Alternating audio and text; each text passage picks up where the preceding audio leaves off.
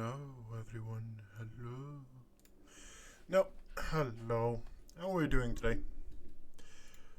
So we are back. I used to open up the colony screen. We spent way too much time on this one yesterday. Med packs plus Iconoclast. Provision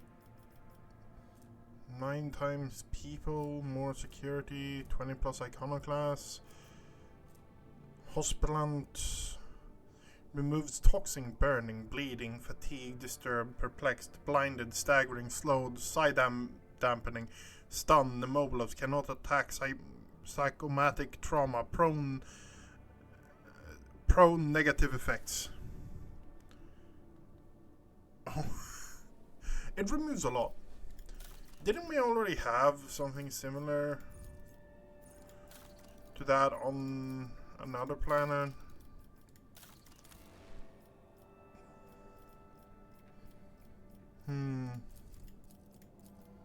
No, it's just Iconoclast, Rogue Trader.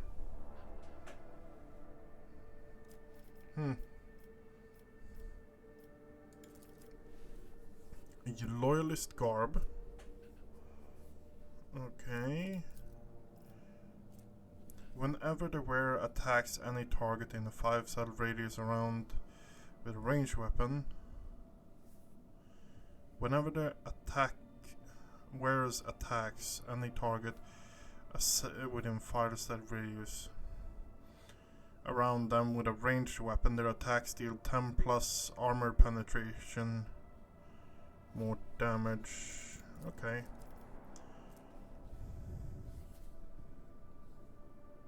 Woebringer.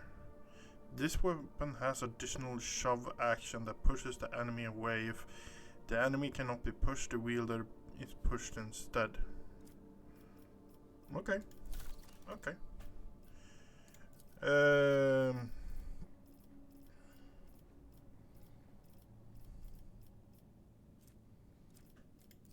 Xenos, Captive, Penal Battalion. 10% crit damage for... Okay, so... Penal Battalion is required for this one. Mastercrafted Power Claymore, 30 to 40 damage. Okay. Outcast Palace, Rogue Trader gains... Okay, that's actually really good. Vengeance. Whenever the wearer performs a non-burst attack with a pistol, that attack pushes the enemy to... So if the wearer kills an enemy with a pistol attack, they immediately reload it. Each pistol reload grants 5% critical hit chance for all pistol attacks.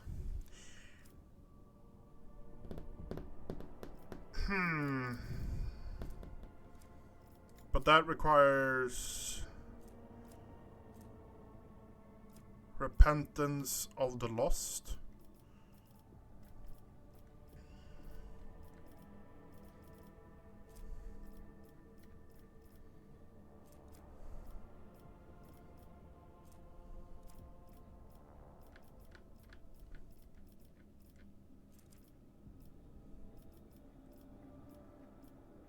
What? Palace the Outcast, Blocks Project. Okay, Blocks Project. That's the other two there. Okay, yeah. Penal Battalion. The following project must be completed. Penal Battalion. The following project must be completed. New Life. New Life? What? New Life? Environment, ergonomics, killing, Extractum, Xenos Penal Battalion. Oh, and Fellowship of the Void. Okay, yeah.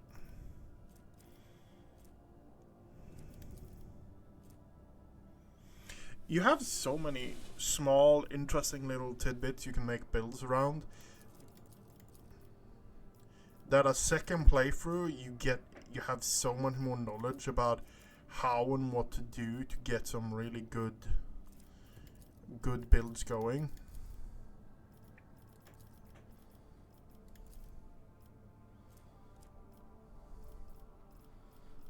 So I feel like a second playthrough of this would be even better.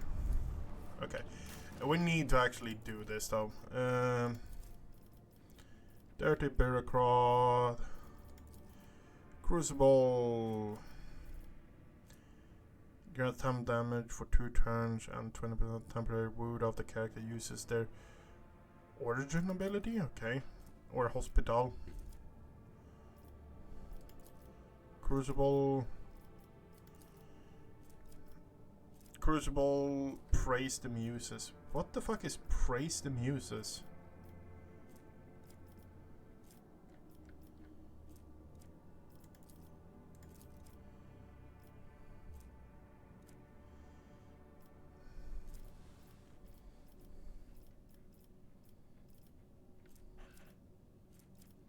Shrine doorstep false.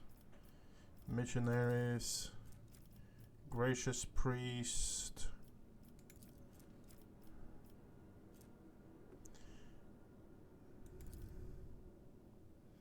Following must be protectorates. In the protectorate. Praise the muse.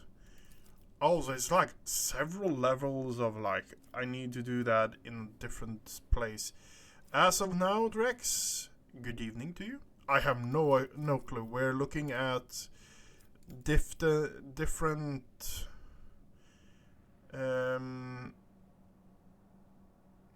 we're looking at different buildings throughout the protectorate that we're actually going to upgrade. Okay, so that's all. I just clicked it down and they fucking finished the building.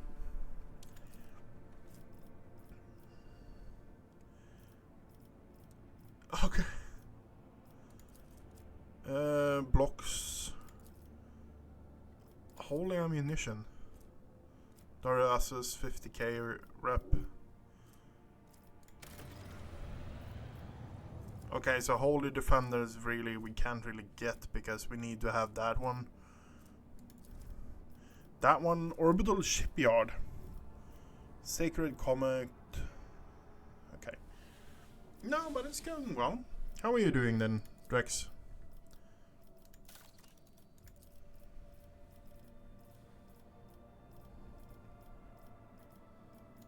Great Fire. The Lost. Perpetrator Bearers. Fellowship of the Void. We don't have that high with Fellowship of the Void. Great Fire. Provisions. Great Fire, Great Fire, Great Fire. Okay. So we're executing that.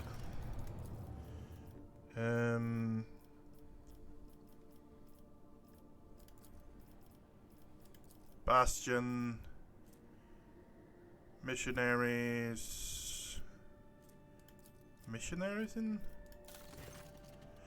Lord Captain, the Crucible Great Sculpting is underway. Foulstone is being transformed right before our eyes into a fertile world with lush groves and clean water. However, there's evidence that the Crucible has also created humans. From the mouth of the relic came several thousand people who speak an archaic from the Low Gothic, demand to be given orders. They cultivate land, build houses, produce facilities with obedience, and in general have remarkable range of skills and knowledge. However, it seems that these people completely lack their own free will.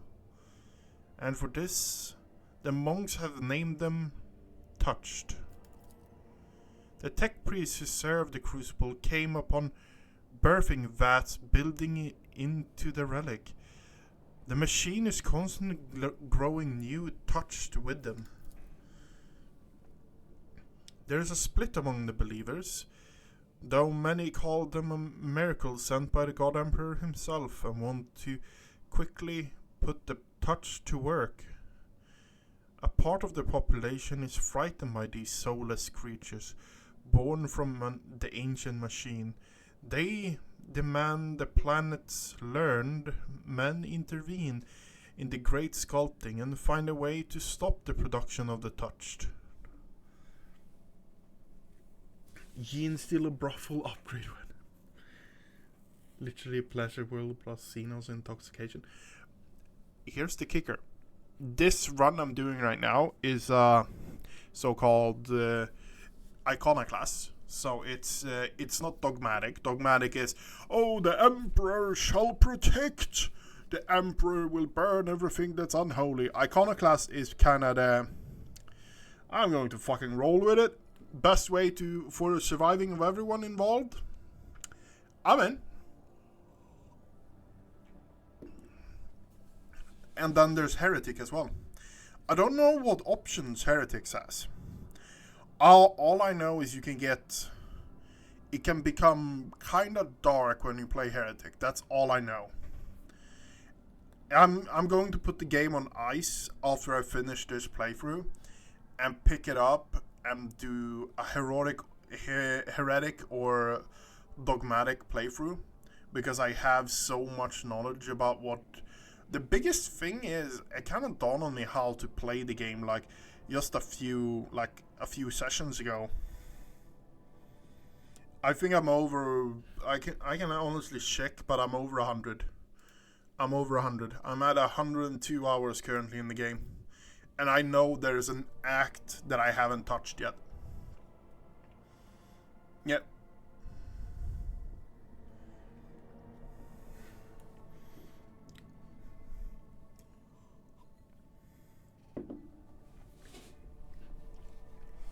Okay, how dangerous are these touched? They do not appear to pose a threat. The autopsy of several specimens has shown that they are psychologically, physiologically identical to the ordinary humans. No traces of corruption or Xenos tampering were found either. However, their obedience is a double-edged sword. They obey any orders without knowing or caring who gives them, and thus nothing prevents a cunning intruder from bending their will, creating an army of obedient slaves or spies at their disposal. Pronounce the touch the property of the Order of the Hammer and let them continue serving the believers. Exterminate the touched and make changes to the great sculpting to prevent them from being created again. Plus complacency and security, that's presumably plus efficiency minus complacency. Okay.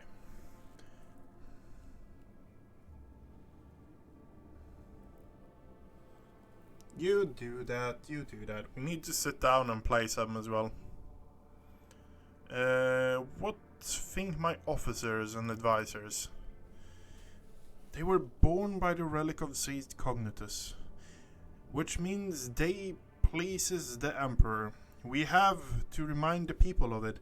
Arrange a public ceremony of tonsure to initiate the touched ones into the Order of the Hammer, and the service of the dedicated to the reading parabolas about the acts of Saint Cognitus and his followers. Why don't you make the first move and assemble a mighty force from these touched ones? If they are so obedient and diligent, then they will make fine troops. Assign a loyal commander to each squad to keep an eye on them, and these strange people will turn into a threat into a mighty defender of the Imperium. Blackwell, registering high possibility of manufacturing failure within the Crucible sacred process, I recommend disposing of the finished batch of units and halting the production of new ones. The algorithm of the great sculpting requires further examination. Okay. Icons of the Touched. Sacred icons painted on the touched one adorn the ship's deck. Enemy critical hit chances of and warp damage against the flagship are reduced by 30%. That is a lot of damage. Ulfar's Born Crucible Tempest. The Touched were recruited as enforcers, gave from the ancient knowledge stored in their minds by modifying the void ship weapons. Long range dorsal plasma macro cannon fires 2 shot, dealing 26 damage per shot. 2+ security. Minus complacency in there. The Touch, the property of the Order of the Hammer, and Pascal's Wisdom Extractor. All allies gain 5% armor, 5% critical chance. The Archaeotech secrets extracted from the heads of the Touch were given to the gunsmith tending the rogue trader's armory. Lose an efficiency. Okay. So here's the thing. I want to go with either that one or that one. But I think it's leaning towards Tunshore Ceremony.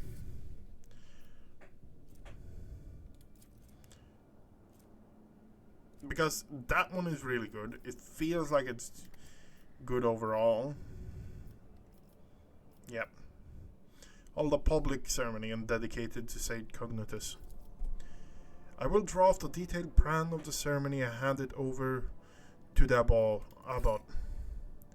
Under the guidance of the brothers and sisters of the Order of the Hammer, the Touched carried on with their toils, cultivating the lands, building new settlements. The public inducted the Touched along with their diligent service, eventually solidified their image in the minds of the people as executioners of Saint Cognitus' will, sent down to the faithful to ease their burden during the great sculpting. Any concerns about the Touched possibly posing a danger were completely dispelled. Oh my god.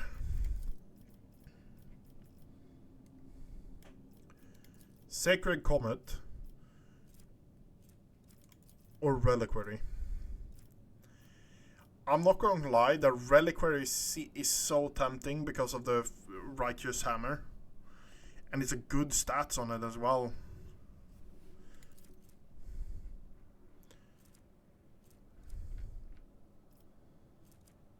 All collision caused by the thunder column pushing attack deal 300% more damage.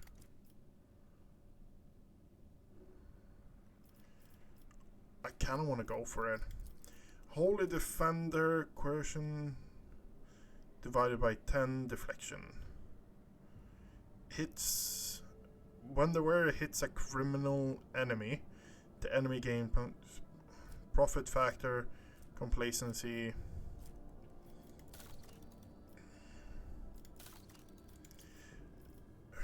That will have to wait a bit. Call to arms, colonies, 6 weapons. We have a fair bit of weapons. 9 people.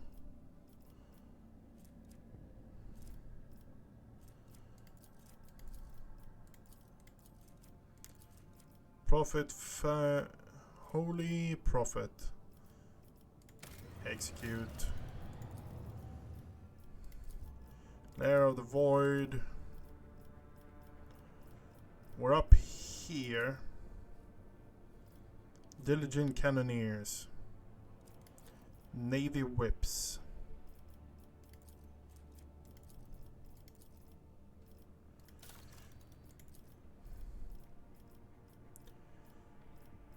Compassion of the Silent. Lord Servitors have no feeling, but they serve attempting to pay Lord Trader back for his merciless guardianship. Plus 20 hull integrity.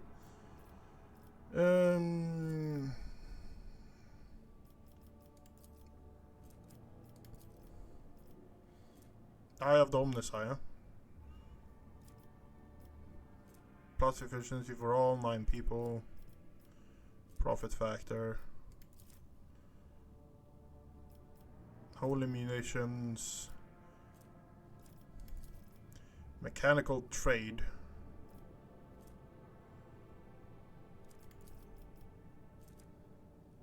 Caspalica. Sacred Flame. We're executing that one then. And that is Viabus. This is one of those where I really don't know what to go after, honestly. Chemical efficiency. Earthbreaker. You know what? Yeah, sure.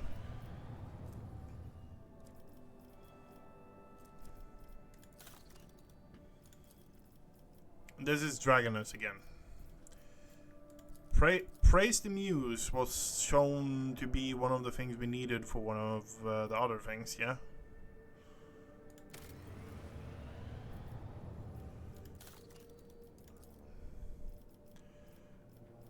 And what do we have left here? You're actually building the Great Fire. And you're just pumping out stuff, huh? Missionary.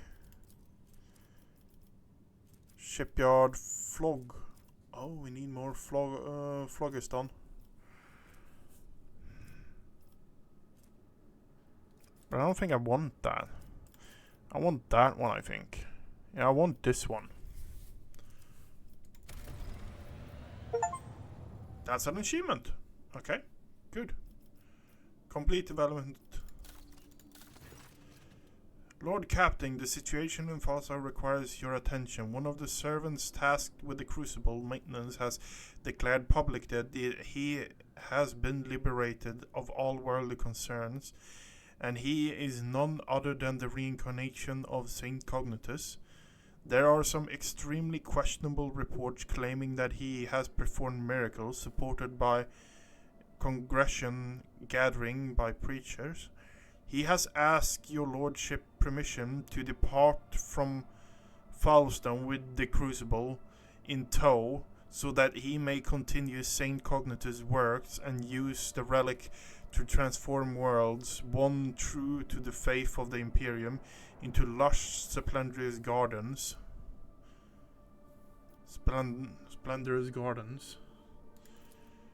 I think without saying that a generous gift to the Kronos Expanse could bring great renown to your lordship, but a heavy cost. Falstone would turn back into a wasteland, and you would lose the prestige that comes with having charge over such a valuable relic.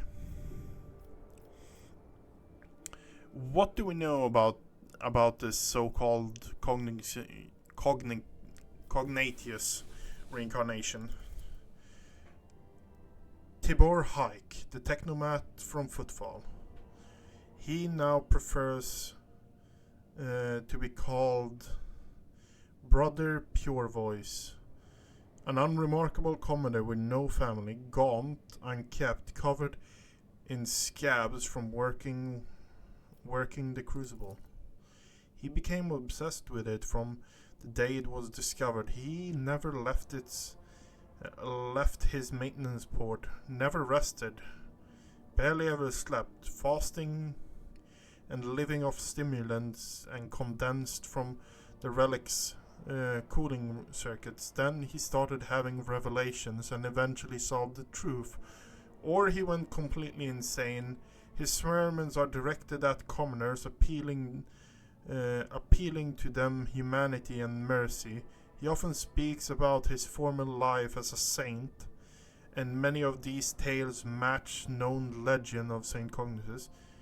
No anarchical pronunciations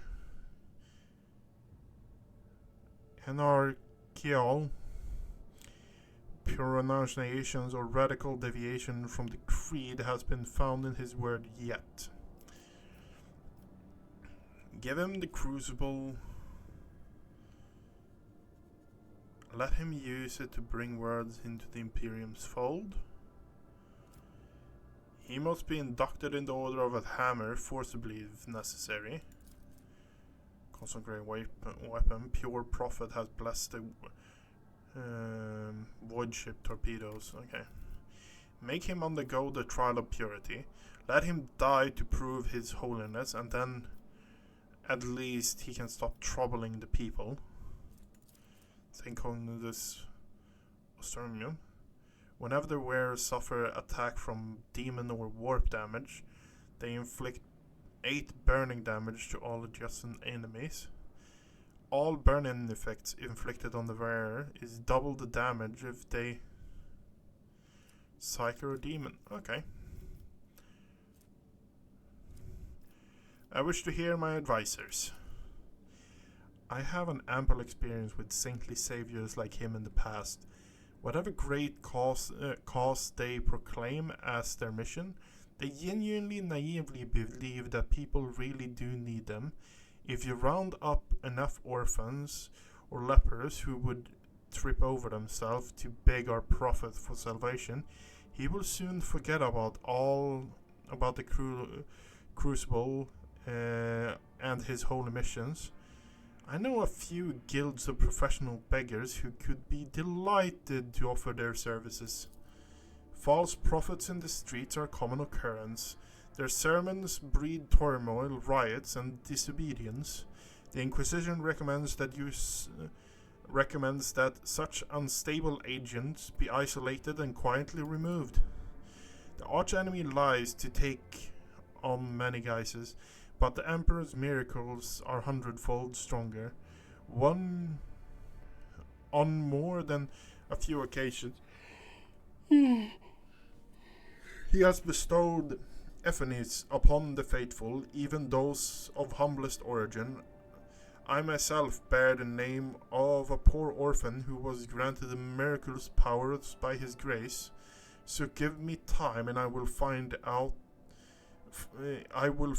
you the most loyal agent to escort Brother Pureblood on his travels. They will keep him safe as he is pure, and punish him if they sense deceit in his word. But I have a feeling that his rebirth is a true wonder.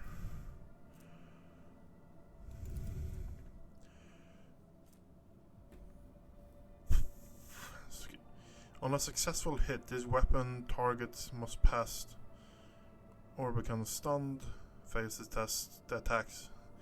This attack has no cooldown. Pure Voice, Rogue Trade gains 50% to all of their skill. It's so tempting. Consecrated weapons, more damage. And that's yay with professional beggars. Henrix, your ancient, rid us of this troublemaker. We're going with Agatha, honestly. I don't care about the hammer. I'm more interested in the pure voice of fame. 15% to all skills. Rogue Trader skills. Yeah. I'll get to it immediately. I'll choose the best people for this task. The most devoted. Having loaded the crucible onto requisition void ship, the pure voice gathered up his flock and set out at a distance to spread his word. The spiritual authority of the Order of the Hammer suffered as a result, and the loss of the crucible sowed substantial unrest among the populace. Before departing, the priester expressed his appreciation by sending the Lord Captain a gift, a relic according to his own claims once belonged to his previous incarnation. The stern guard selected by Sister Agatha's vigil provided protection for the prophet, ensuring that his thought remained pure.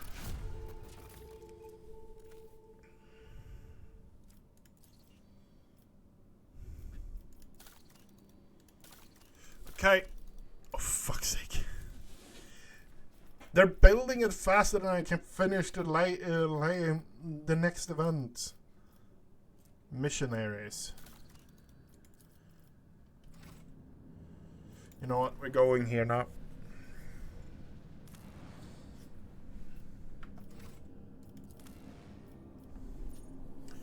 Von Valencia's palace.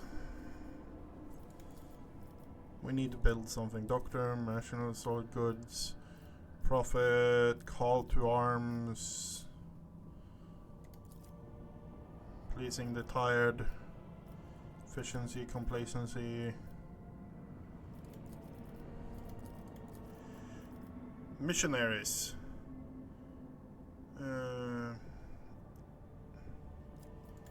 So that is on Foulstone. Okay.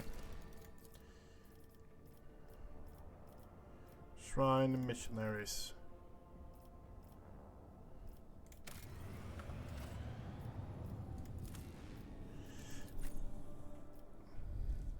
Albert, Ulfar, Pascal, Cassia, Agatha.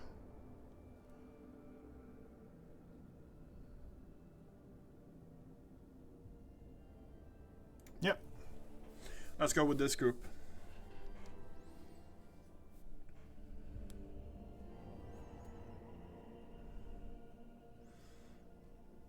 Siennas are the moral enemy of every subject of the Imperium. Any human who displays inappropriate sympathy and even heretical interest in the foul aliens will very quickly come to regret it.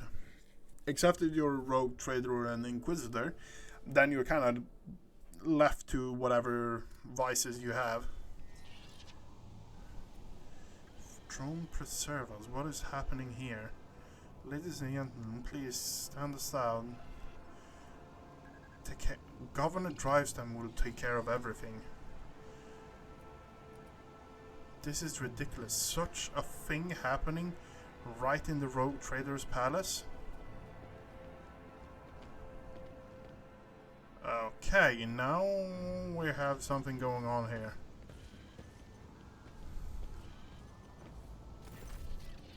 You are confronted by the sight of dead bodies at the entrance of the palace. The corpses have been hauled into a pile. Some are dressed in uniforms of the palace wardens, while others are arrayed in clothing typical of Dragonus nobility. Upon seeing you, the young enforcer stands to attention and swallows noisily. His voice turns. Your lordship, we are honored by your presence. Point at the dead bodies. What is this mess?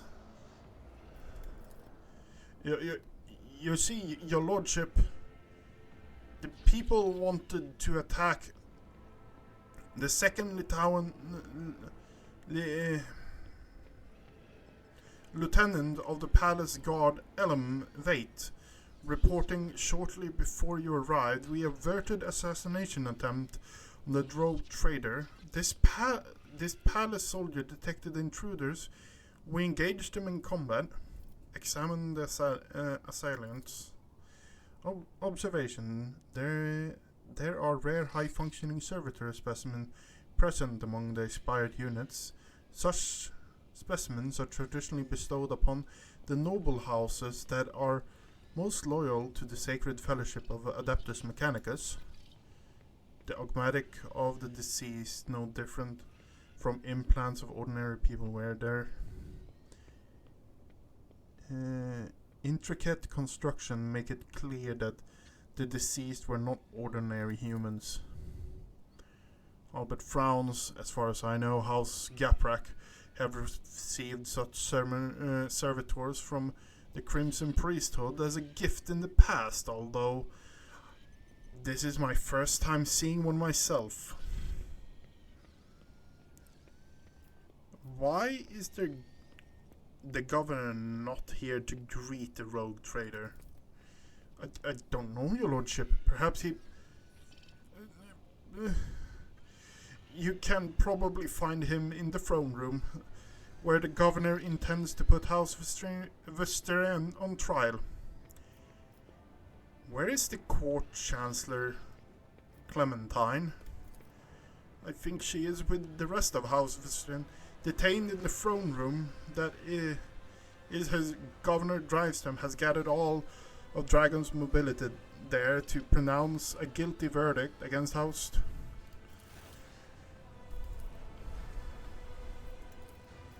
Success is the only outcome I accept. Problem.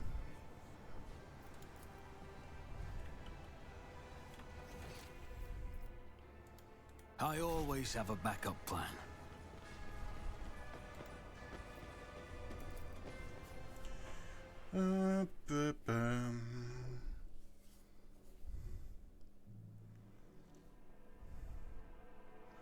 Shit is hitting the fan all over the damn expanse, and my governor for my main planet has decided that a good idea this is his power move to gain more power. I don't know how I feel about this, honestly.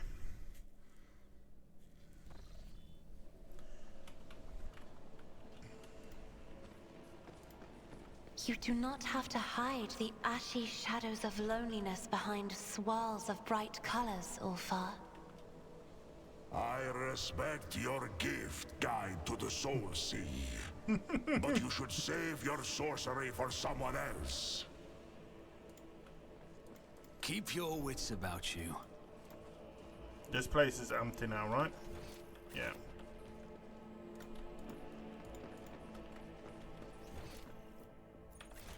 Is there money to be made? There's still no way in for that, huh? Influence servants. Permanent. At the start of the battle, the rogue trader gains 10 momentum. Let me through. I have a appointment with the Chancellor Clementine Visrayan. Apologies, my lord, but you cannot go any further. Governor Drystan's orders. This is ridiculous. I shall complain. Move over. Let his lordship the rogue trader through. I humbly beg your pardon, your lordship. Please this way. Your lordship, this honor, Governor Urban drives him seem to materialize out of thin air, so suddenly does he emerge from the crowd. I regret that such an unfortunate circumstance have occasioned the rogue trader's visit to the capital. Clementine tries to step toward. Clementine tries to take a step towards you, but the wardens nearby stops her. Her face is veiled with fear and weariness. Your lordship, are you here? Please, you must hear us out. The rogue trader is undoubtedly here to listen to the testimony of each and every one of us, and punish the traitor. The governor's words directed at Clementine's are harsh. They are echoed by scornful sneers and whispers of assembled nobles. We have known each other for many decades now. We've had our fair shares of disagreement, but do you really think my flesh and blood would trample upon the very definition of honor and loyalty? The governor sweeps his gaze over Albert and replies, a faint shadow of doubt. We have evidence implicating them, Albert. I am sure that his lordship will arrive at fair ruling.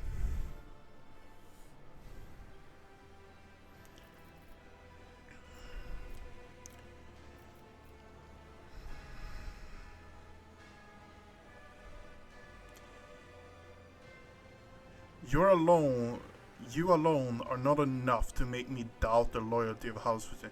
As a rogue trader, I order you release them from the custody once. Speak to the heads of the houses present. Do you support the governor's accusations? What are the charges against House Varasian? Disrupting the logistical lines, bribing the Adeptus Administratum officials, document forgery, and the organization of heretical insurrections. On top of evidently devastating economic impacts this had on your protectorate, These criminal acts have impeded the delivery of imperial tithes, which in turn has drawn the Administratum's attention. An esteemed member of the Adeptus Arbites is expected to arrive on Dragonus shortly, and before they do, we are obliged to identify and punish those responsible.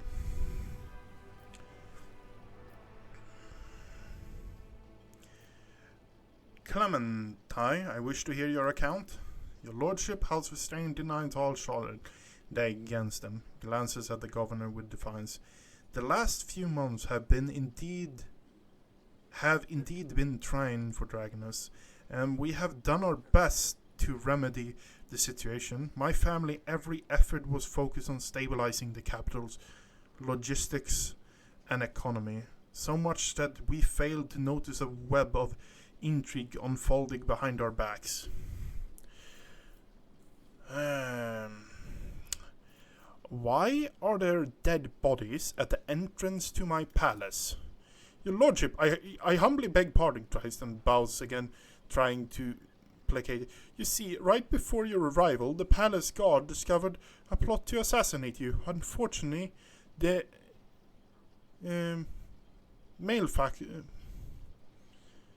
malefactors were disposed of before they could cause any harm. Tristan, you aren't accusing one of Dragon's leading noble houses of treason without airtight evidence, are you? What happened on Dragonus in my absence? We caught wind of rumors of your disappearance. We patiently awaited news of your return, but Dragonus was struck by several terrible events. First, there was sabotage of the logistics that hampered shipments. Then a mass unrest spread across the entire planet, and the minor noble houses began squabbling among themselves, trying to pin the blame on their rivals. We took great pains to calm them down and managed to quash the revolt, though not without some outside help, unfortunately. Outside help? Is that the Inquisition they're talking about? These events have also been overshadowed by, I am ashamed to even say it out loud in front of you, your lordship, the rumors circulating among the higher houses. The governor stammers, then takes a deep breath. Some were calling for Theodora's true heir to be installed as head of the house, Conrad Vigtrus. Not all of your subjects have forgotten his past effort befitting the trade protectorate. Drives them, stops talking, watching you with tense expression. When the investigation was launched, the evidence led us to variance.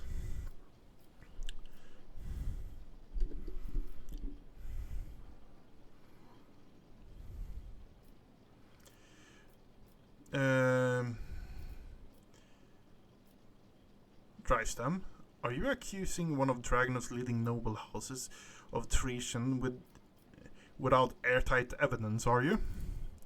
Of course I have evidence, your lordship. The investigation has established in members of House Verizon family, which is responsible for both Dragon's fleet and logistics. Fleet and its logistics use their contacts and influence to forge a host of documents in order to undermine the planet's supply routes and economy, thus fomenting unrest among the inhabitants.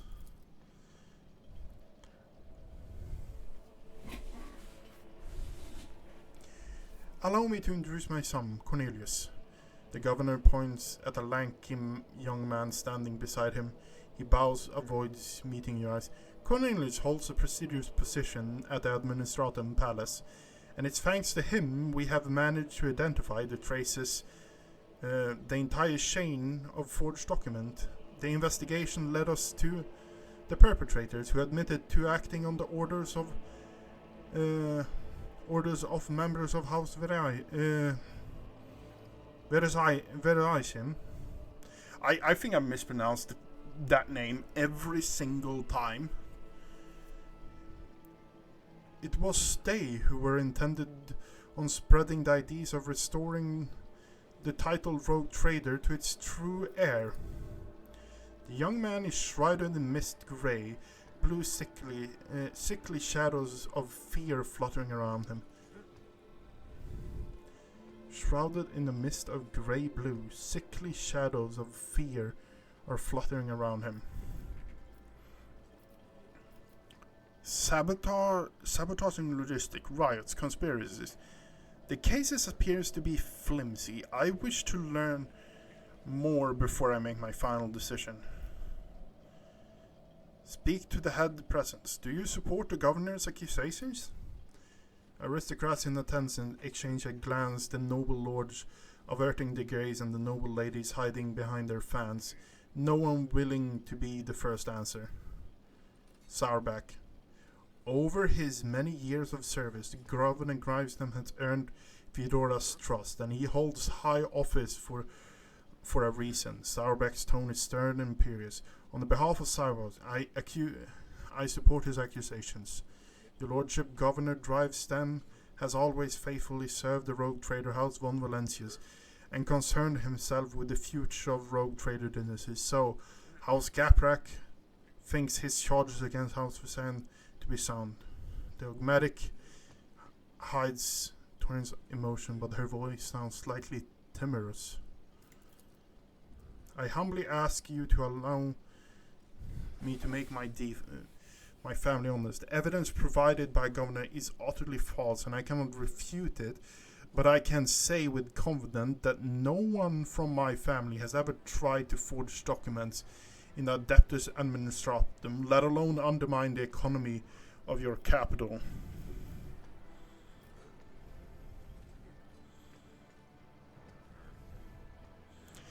Your words alone are not enough to make me doubt the loyalty of House of Visan. As a rogue trader, I order you to release them from custody at once.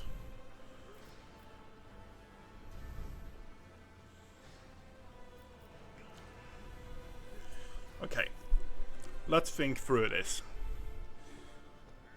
Only the 3 major houses are showing their interest in this. The 3 major houses that have been negative to my ascent to rogue trader since the beginning.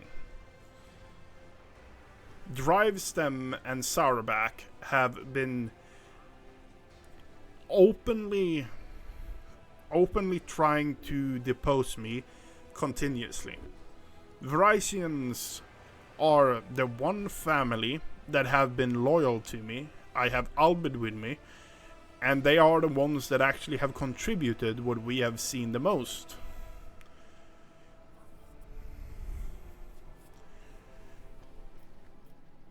Sabotaging, logistics, riots, conspiracy. The cases appears to be flimsy. I wish to learn more before I make my final decision. As you wish, your lordship, Governor inclined. Speak to me when you're ready to announce your verdict. Thank you for your willingness to help, Lord Captain. I'm certain that the charges are false, and I would be grateful to help you. Your helping of exposing such thing. Them as such, I think you should speak to everyone present, the noble lords and ladies.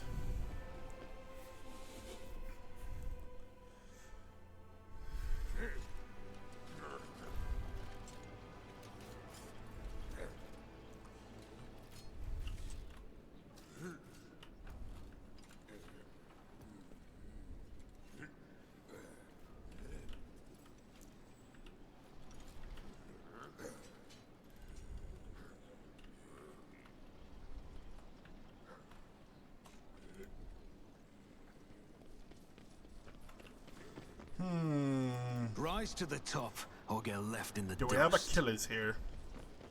Let's try an aristocrat. Okay, we're starting with Clementine. You draw closer, the warden step aside, bowing respectfully, allowing you to approach the Strian family. Clementine, tired and slightly disheveled at first, is the first to bow her head to you in deference. Several men and women behind her follow suit. Your lordship, the woman stammers, as if lost for accepting my most humble apologies for failing to greet you properly. My thanks for arranging to speak to me before making a final decision. The charges brought by the governor are severe, but I can only assure you that this swear upon my honor, we are not guilty of crimes of house is being accused of. Clementine, hints of sorrow creeping into Albert's Lloyd, belying his stern facade. You were acting head of the family. You were supposed to take care of each and every family member.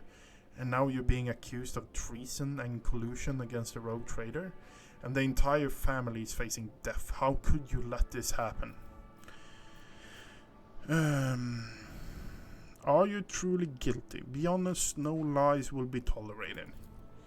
Clementine, I know that a member of our family is guilty of... If you know the member of our family is guilty of a crime you are being accused of, Albert, it is your family too, you know. Woman burns with defiance. My apologies. I should not lose my composure. No member of House Verizon is involved in the conspiracy against his lordship. Honor and loyalty are not something to take lightly, and we know whom we serve.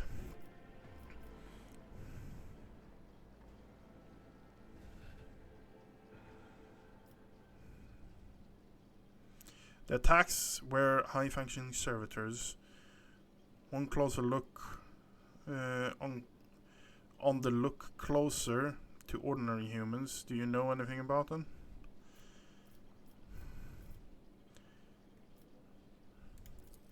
Servitor? Is that so? Clementine crosses her arms and furrows her brow deep. I have encountered servitors with indistinguishable from normal augments from humans, but only once. They were accompanying several members of House Caprak. I found this letter on one of the bodies of the heretics who planned the attack. What can you tell me about it?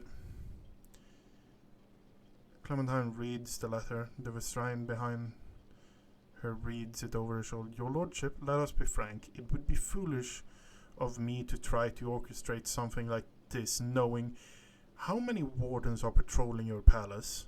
I would not have let myself or anyone in my family get involved in such scheme.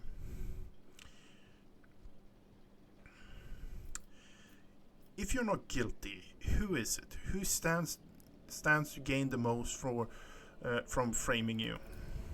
Anyone, really? Replies in a bitter laugh.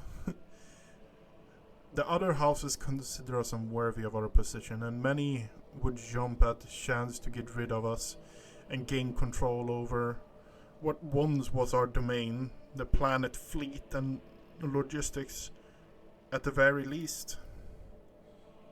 Lady Theodora chose to grant noble status to House Verizon, but the other houses which have served in the Expanse for millennia did not welcome the decision. It has led to some difficulties. Okay. I want to find out what's going on here and who is the real mastermind behind this. Where should I start? I'm afraid I cannot help you. Be of much help. Talk to the representative of other houses, eavesdrops on their retinue, or perhaps you will hear something useful.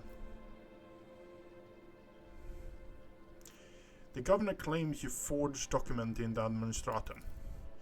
The fleet is the primary remit of House Verizon. It is our responsibility. Logistics and supply routes are other areas of our responsibility. We have no direct influence on the inner workings of Adeptus Administratum. The first large-scale delivery were cancelled after quantities of food were miscalculated by the clerk in Administratum. Then we were faced with incorrect weather data and a meager fuel budget. It was clear that the cause of all the problems was calculated performance in the Administratum, in one way or another. But no matter how many times we asked, we could not obtain any clarifications on the matter. Let us not dawdle. Okay.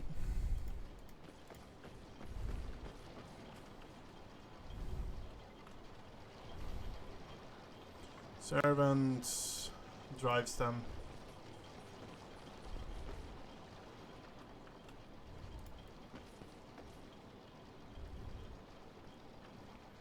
They're not saying anything really. Cornelius drives them. They're not saying anything. Okay. I always keep my options open.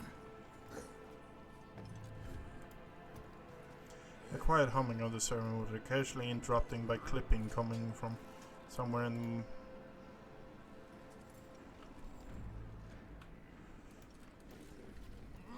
Reporting the current actions, data extraction of the memory repository of the servitor will take 3 standard Terran cycles. Data decoding will take 30 Terran standard.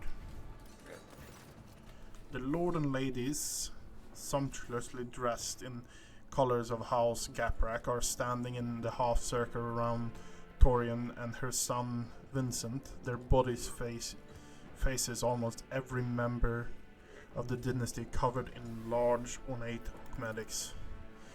Torian Gaprak, courteous to you, her mechanical voice sounds distant and different. Greeting, your lordship. May the Omnissiah grant you understanding.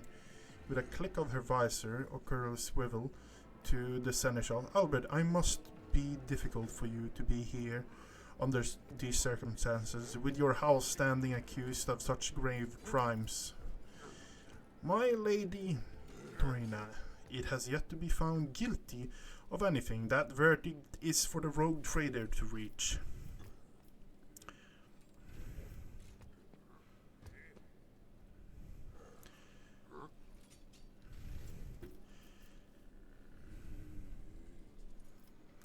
I found this note. Do you think the accusation against the House Verisian's family are true? I would not speak such responsibility upon myself and rule on their guilt, your lordship. I think the governor drives them accusations are worthy of consideration, however. In your opinion, which noble might be the reason behind the In your opinion, which noble might have a reason to be party to such conspiracies? She thinks several moments. Pardon my bluntness, your lordship, but I will answer truthfully. I could be anyone. Greed, fear, and ideals can drive even the most loyal subject to do the unthinkable.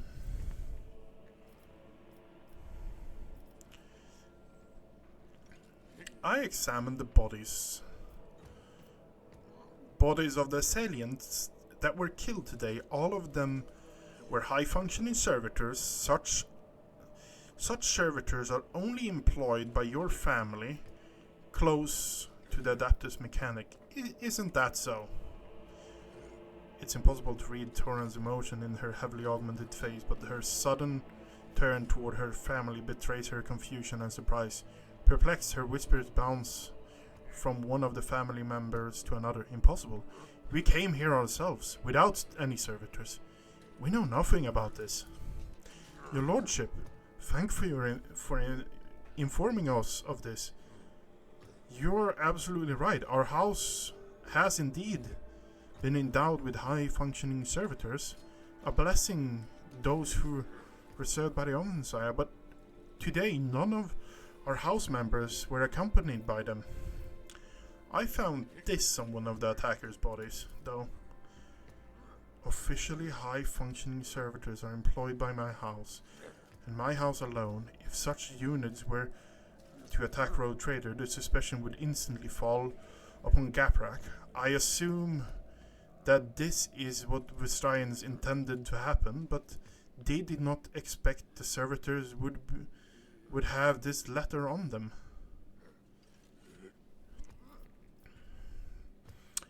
I wish to speak to Vincent. Ready to serve, your lordship. How may I help you? What do you make of the charge against the House of Estrian? Could truly be guilty? I do not think I can doubt the validity of the accusations, but Vincent's voice trails off and he seems to retreat into himself for a moment before he continues to make a deep breath.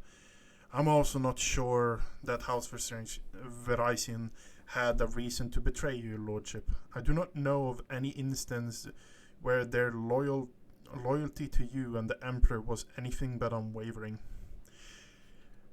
I know you care for Astaria Verisian. Are you prepared to watch her die? Vincent's augmatic jaw screened slightly. The young man scrutinized his mother and other family members for a few moments.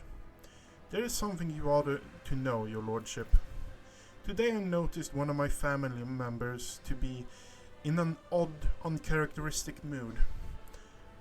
Halion Gaprak, in my paternal second cousin, once removed, may the Emperor save his soul, unusually reserved and self-possessed. Today he was fanatic, anxious, fidgety, with a small piece of paper, and seemingly looking for someone to no avail. When I last saw him, he was headed to the entrance hall, where the altars are. Perhaps you should talk to him. That will do.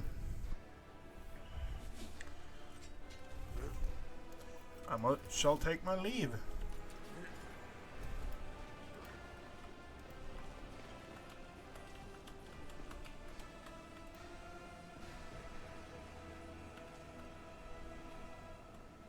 Keep your wits about you.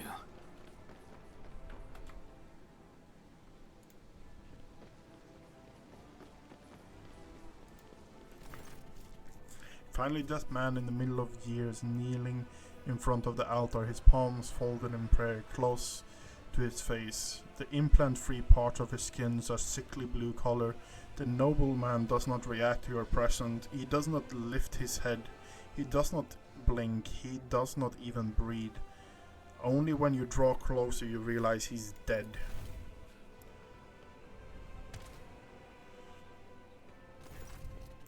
The colors of house. The man looks. Albert looks at the man. His eyes. The house colors of Gaprak. I do not believe that he decided to take his own life in such an extravagant way. As far as I know, there is a warden post here, but I do not see any wardens. There is no one to ask about what happened here, or it with whom the man spoke before he died. I would like to ask Arben where the palace guard suddenly disappeared to. Examine his body. There are no visible wounds on the body, but near the edge of the gold trim collar, you notice a tiny puncture in the blue skin, likely a wound caused by a thin needle.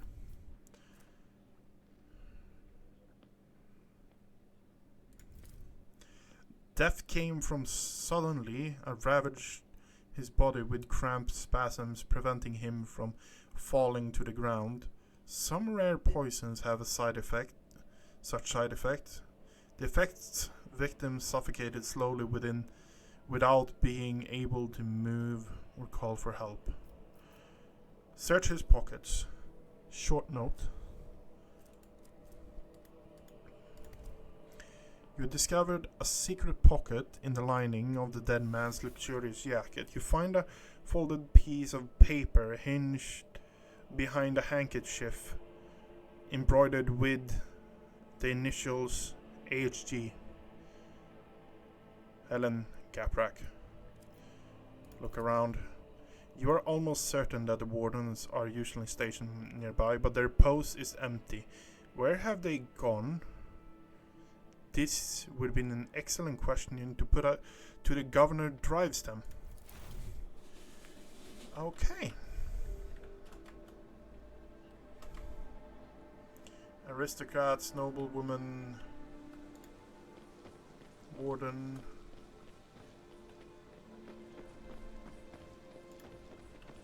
I always have a backup plan.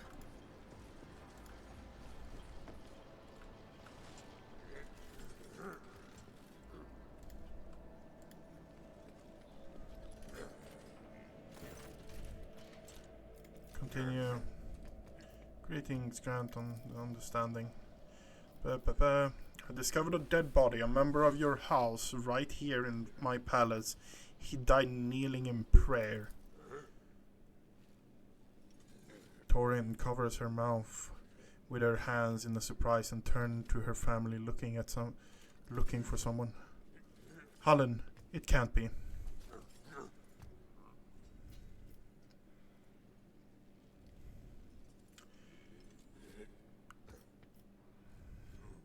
Hallen, was it? Tell me about him, Torian.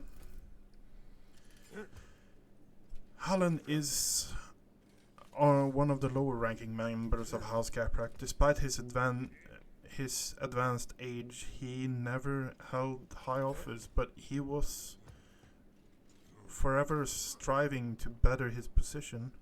Even beyond his abilities, many members of my house struggled to cope with the misfortune that befall Kivagama and our house. Some of the members could not reconcile themselves to our new position. Hallen was one of them. What could have happened to him?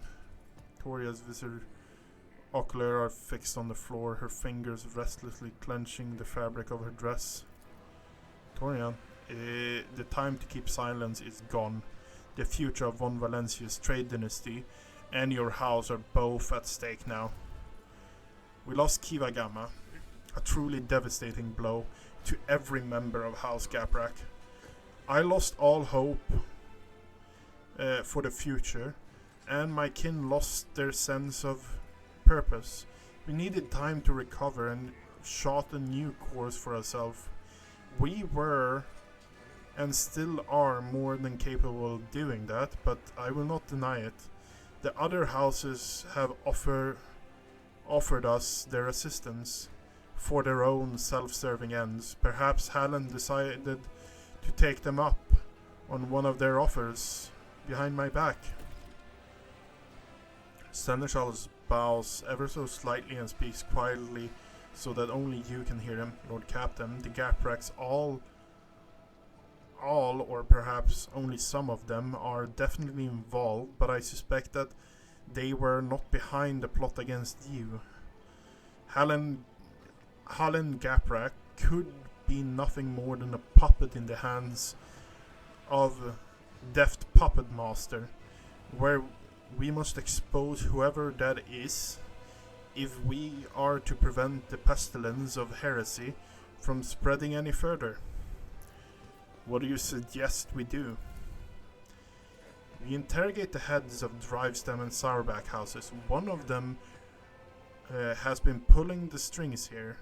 Once we uncover the evidence, announce the guilty party will be publicly executed. Before you pronounce the verdict, I suggest focusing on each house in your indecent speech, and I shall observe them.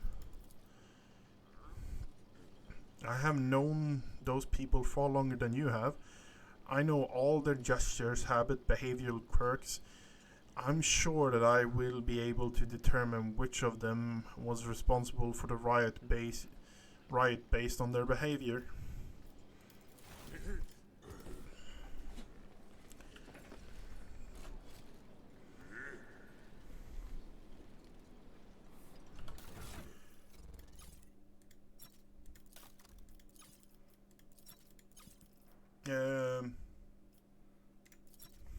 Okay.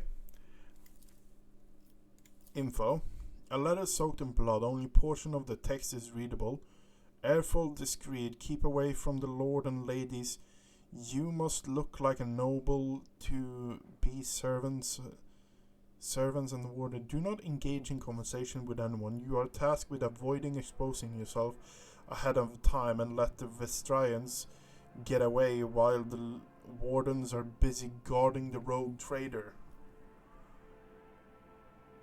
Your task is to avoid exposing yourself ahead of time and let Verisians get away while the wardens are busy guarding the room. Okay, and what do we have here? Make sure that the rogue trader is attacked by someone loyal. It should appear as if it was all staged. Let the Verisian family escape. This is the last assignment. Soon your debt will be paid off in full. Okay.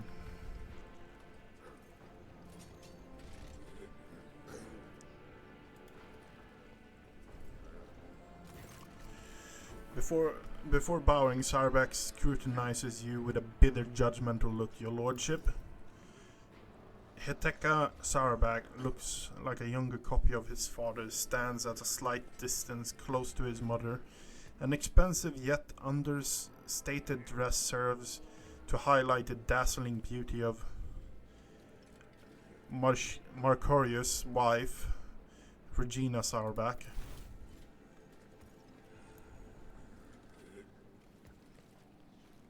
What was that about? Is there money to be made? You're not speaking to me?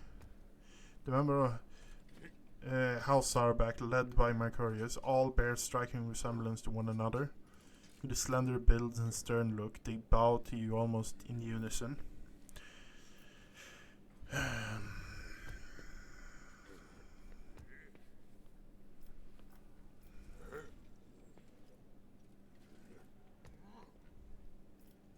Do you really believe Verisians are guilty? Certainly. Governor Drivestem possesses proof of their guilt, and they have no means by which to refute it. Even if I were to entertain the idea that the Verisians are being framed, how much longer would their house have lasted anyway, if so ill-prepared for treachery? He addresses... My advice to House Verisian would be not to appeal the rogue trader for help, but instead to simply stop, accept their fate, and not make matters worse for themselves. I cannot remember Björn Shadowpelt von Malaysia seeking your advice on what House Verisian should do in this situation. Pay attention, Marcarius. Focus on the rogue trader's questions. Who, apart from Verisians, could have motive to conspire against me? House Drivestem, wishing to expand their clout? House Gaprak, who lost their influence after Kiva Gamma incident? Sarbak looked back at his family and then turned to you. House Sarbak, whose patriarch is too direct in his communication with the rogue trader? Anyone could have a reason to conspire against you, and equally, they could have none. It is not a question of motive, but of loyalty. Each of your subjects has sworn an oath of loyalty to you, so whose sincerity do you doubt? The assailants sent to the palace were rare high-functioning servitors. Do you think Gaprak could be behind the attack? Sarbak looks away briefly and replies to you with a court laugh. I thought Torian too weak to participate in such risky ventures, but it seems I was wrong about her. I discovered a dead body in my palace. A man of House Gaprak was killed while praying to the Emperor. He had this note on him. Do you know anything about this? I know nothing. Looks at the note without taking it from your hands and replies without hesitation. I know nothing of this note.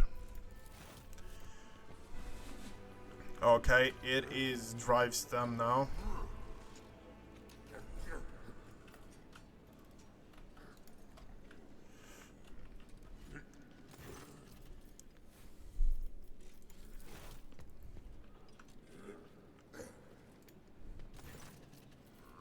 Okay, they're just talking as a group. Okay. Always keep your eye on the prize.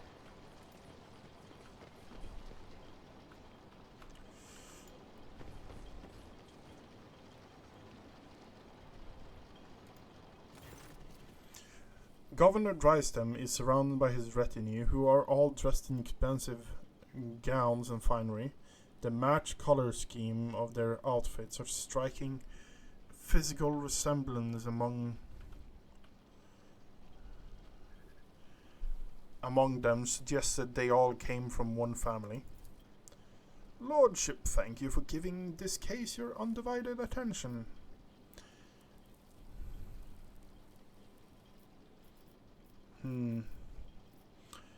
I wish to hear your reasoning again. What makes you think the Verizons are behind the plot against me? As soon as the logistical and economic problems gave a rise to the initial rumors, we tried to find the person responsible for spreading the calls of Vigtrev's return. The investigation showed that some of the documents inside Adeptus Administratums were forgeries. We can thank my son, Cornelius, for such astute observation. Your lordship, slender young man, bows arrogantly and nervously licks his dry lips. I assure you that my humble person is undeserving of your attention. Cornelius holds a prestigious position in the Administratum Palace, and it was he who discovered the errors leading to the disruption in the logistics. It is also thanks to him we found the perpetrator of the forgeries, who admitted of acting on House Verizon's. What do you make of this letter I found on one of the assailants? Peers at the bloodstain. It looks like another piece of evidence incriminating House Verizons. Perhaps they truly did intend to kill you, or at least cause a stir to help them escape custody during the confusion that followed. All the assailants were high-functioning servitors. Such servitors are only employed by families close to the Adeptus Mechanicus. High-functioning servitors? Ponders this. Such servitors are indeed rare, and Gaprak do have them in their service, but this could have been done intentionally with an eye on confusing you. Anyone with this desire sufficient funds can hire them. Tell me more about your son, Drivestem. Thank you for your interest, your lordship, but I'm not worthy.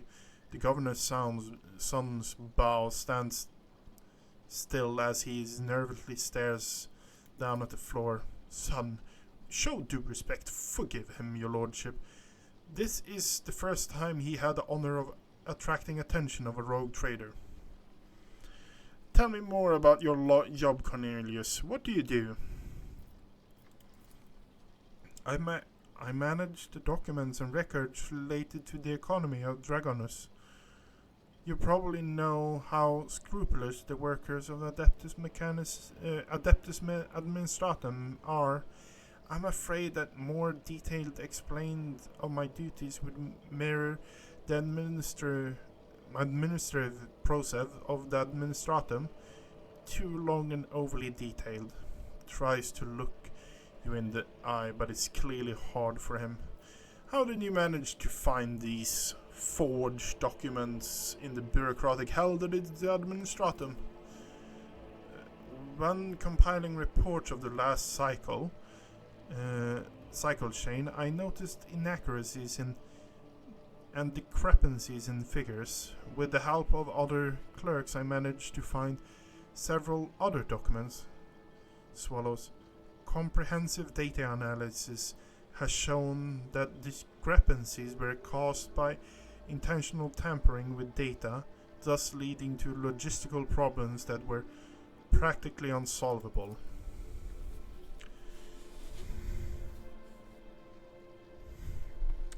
Father, I have managed to single out an administrative clerk responsible for tampering with the data. Following a heated interrogation, They confessed they were following orders of someone from House Verizon.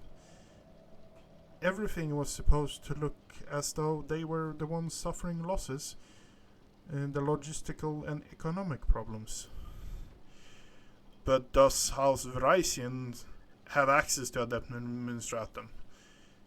There is no convincible way they would do all this in place where they do not hold any power.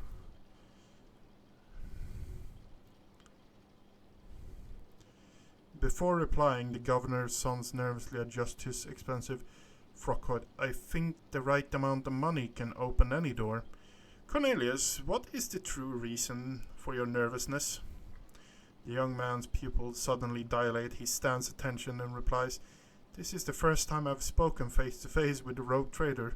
I'm afraid of saying something wrong or forgetting something important. The governor closely watches his son. His tone changes, now sounding strict and court. Do you wish to tell the Lord Captain anything else? Place your hand on the weapon. You are speaking to a rogue trader, and you are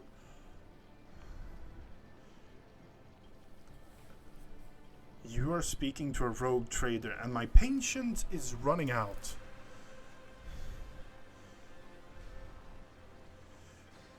You see the flash of terror in Cornelius's eyes as he stares at you, at your hand on your weapon, and he speaks quietly and confusedly without raising his head. Forgive me, your lordship. I can't do it anymore.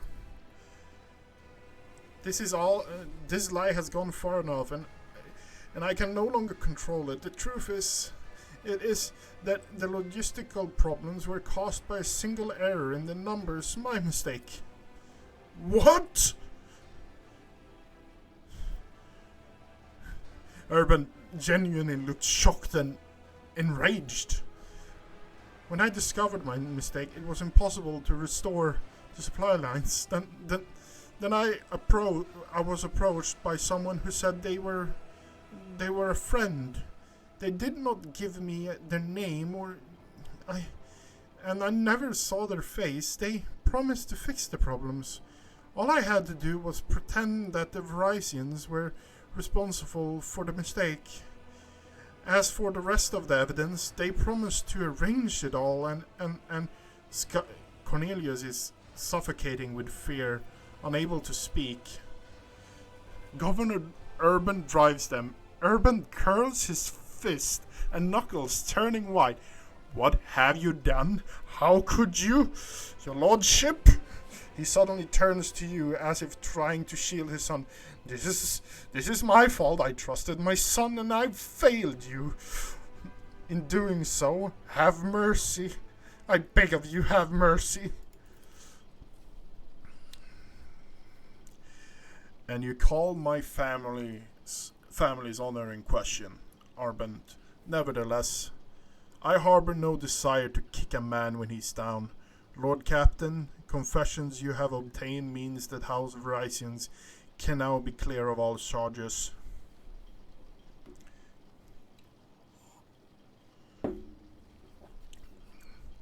What is this friend that approached you, Cornelius? How did you two communicate?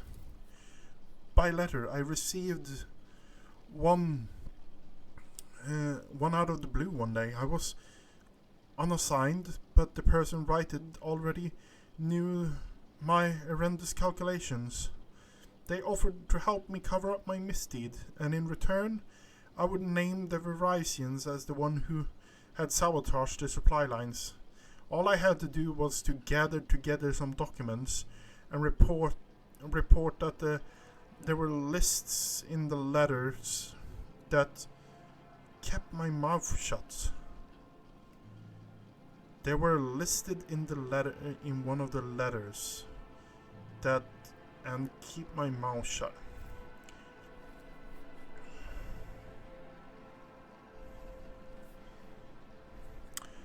Urban, your son has found the courage to admit his mistake. I will try to find some compassion for him in my heart. Thank you, your lordship. The governor bows low, giving his son a look of bitter frustration. And as for your position, I think you will be reassigned to a role requiring less responsibility. I found a dead body in my palace. A member of House Gaprak was slain in front of the altar. Do you know anything about it? A member of House Gaprak was killed in the palace? Bulgins, and no one noticed? But how? There are wards posted at every altar. There was no near deceased. The warden had left their position. Did you not order them to do so? Emperor forbid, your lordship. The governor helplessly throws his hands up in the air as a signification of powerlessness. Your negligence is stunning, Arbent. And an assassination attempt followed by a mysterious death. And yet, here you are oblivious to everything. The rogue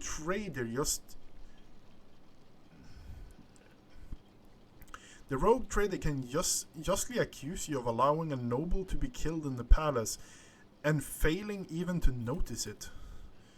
It may be so, but is it for a rogue trader to accuse me of negligence? Not you.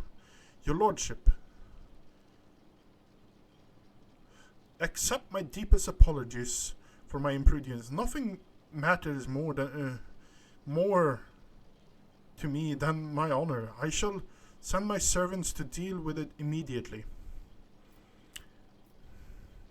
Did you see Marconius today before I arrived? Marconius? I did not see him myself, but perhaps turns around and asks his family, have any of you seen him today? Nobles talk quietly among themselves, and then in the middle-aged woman with a tall, excrement hands replies, I think my sister and I saw him sitting on a bench some distance away from the palace enter. We think he was accompanied by a gentleman, but forgive us, lordship, we could not make out his face. Lead me to that place. Of course, it's done.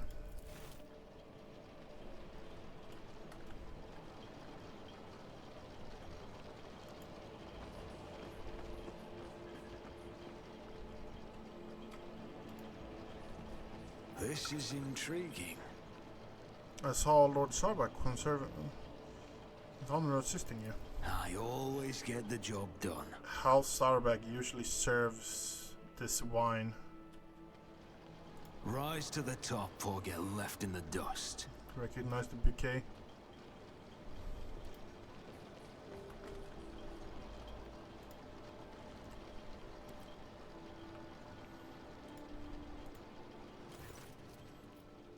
Summon everyone. I will pronounce my verdict. Understood, your lordship. Allow me to prepare everything.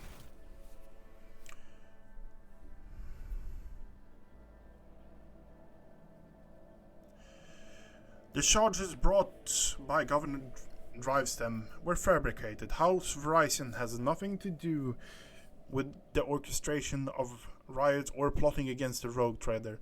However, the real perpetrator are here, in this very room. Seneschal nods to you, if urging you to continue, then pierces his gaze towards the crowd. Urban Drivestem have been exhibiting inexcusable negligence by failing to question this possible involvement of any other families beside House Verizon. We discovered the attempt on my life was orchestrated by House Gaprak. The governor closes his eyes, fear and shame getting the better of him. The faces of the crowd look confused and surprised, but you see more wearing the expression of self-satisfying contempt. Albert looks to the governor and suddenly shakes his head, as if to say no. It's not Drivestem pulling the strings. Urban drives them. You are accusing the house of violation of the truth and result of a grave error committed by your son. Governor closes his eyes. Contempt.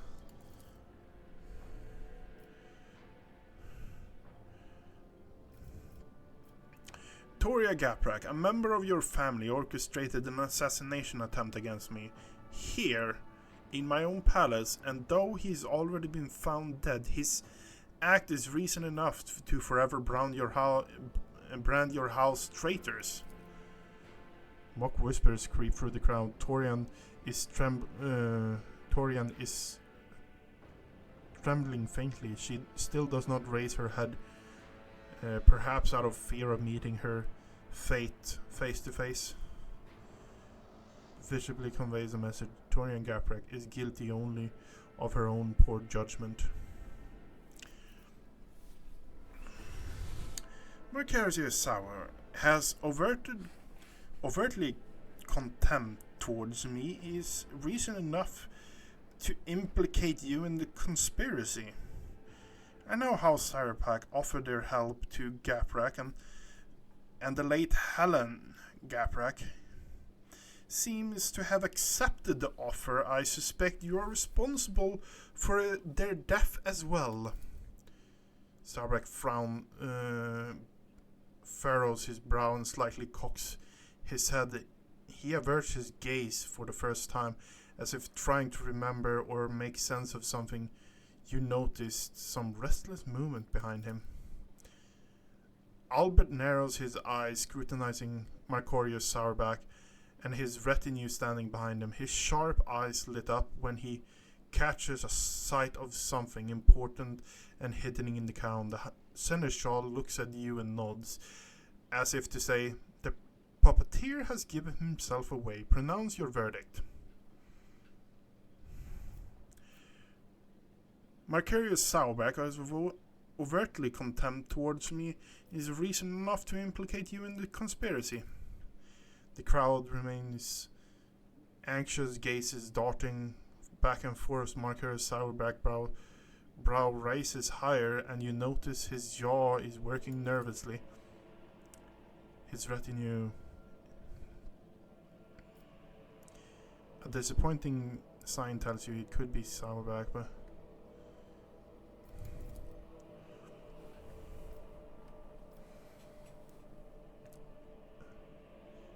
in this conspiracy against the rogue trader, I find the air in the room is frozen and tense, almost electrifying. Okay, so where was it? House Sauerback, Albenaris, Seneschal nods. The puppeteer has shown himself away. Pronounce your verb. Okay, yeah, it's Sauerback, it seems.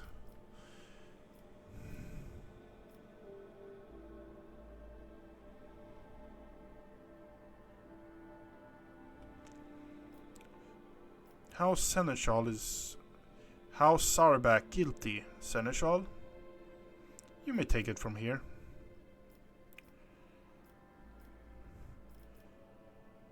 House Sauerback guilty, Seneschal? You may take it from here. Albert steps towards, stares intently at House Sauerback. Marcarius, I admit I have always admired your bluntness, but just as I once had to say my goodbye to my promotion because of my dislike for intrigue, you and your family might soon say goodbye to your heads. Tell me now, in your blunt fashion, how loyal are you to House von Valentius? Sauerback narrows his eyes, grimaces. I am loyal Verisian. Albert studies Sauerback and suddenly nods. You're not lying, but someone else is. Someone who is poised to destroy both you and your family for her own gains. Marcarius does not have time to respond. Regina, who's standing beside him, raises her arm and slaps the elder seneschal. Albert defiantly catches her by the wrist, stopping her hand right in front of his face. Her dainty hands is adorned with massive augmetic rings atop with a fin spike dripping with venom.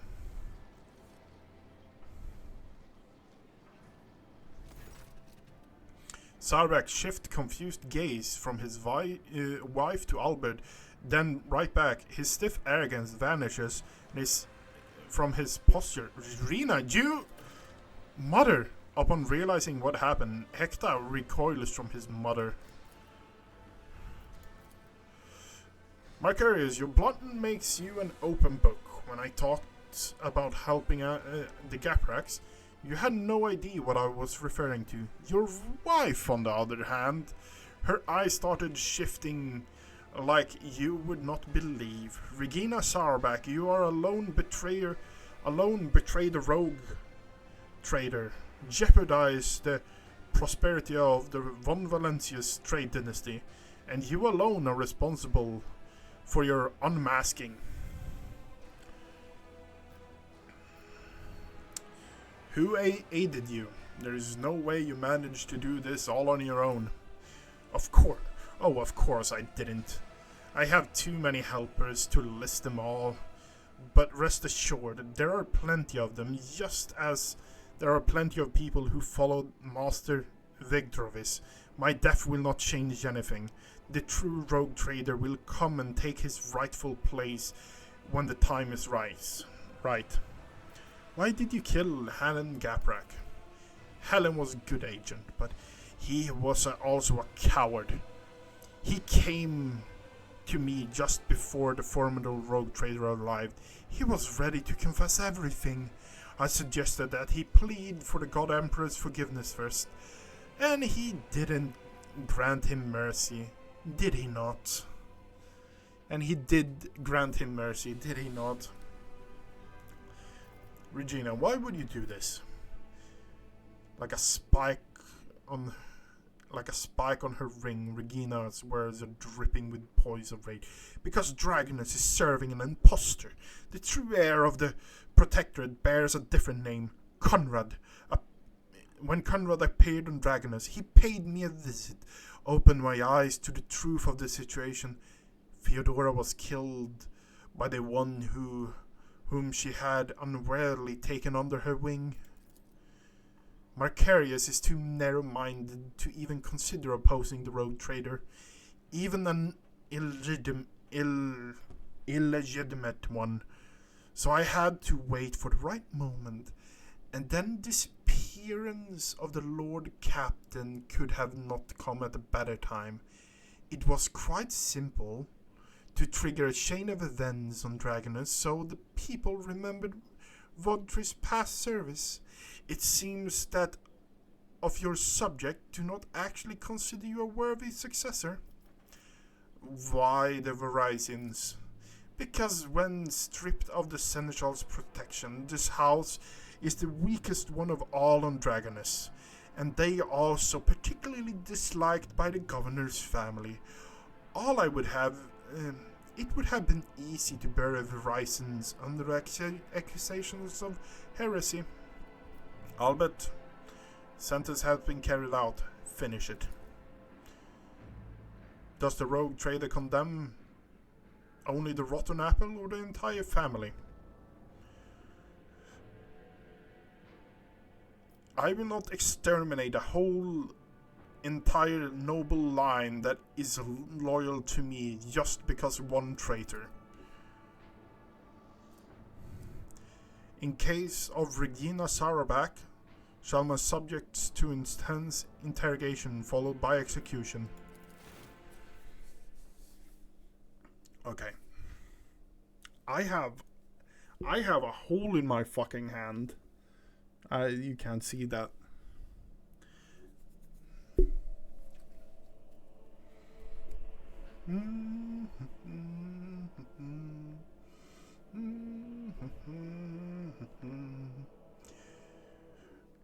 So she did it, but presumably Conrad is behind it. So we're actually getting closer to Conrad. What the fuck is that? What the fuck is that? House von Valencius. What?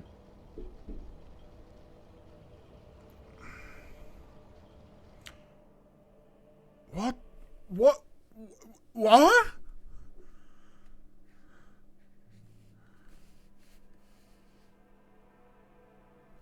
What?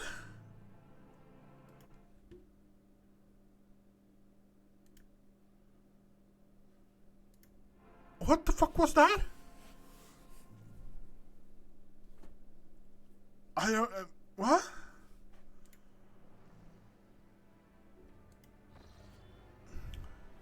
When the nobles disperse, sated by blood performance, Albert approaches your step.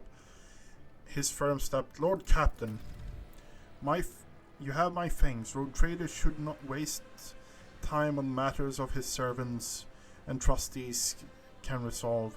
But in this case, your intervention was necessary, not just for the sake of my family, but for your trade dynasty as well. Regina Sarbag, evidently Conrad's accomplice, continued to plot against your protectorate. I fear we have not heard the last of such scoundrel.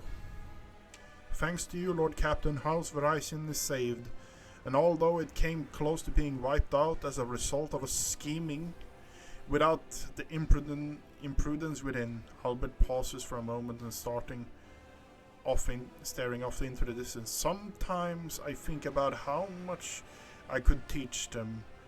I could ensure that they survive in the future without me.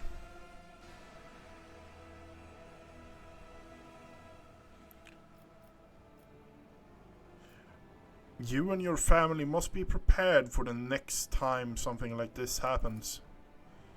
Albert nods, deep in thought. That is true. They need to be prepared for it.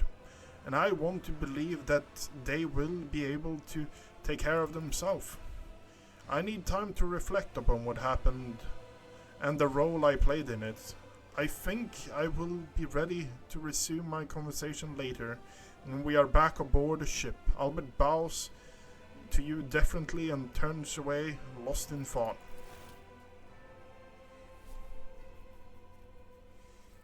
That's interesting.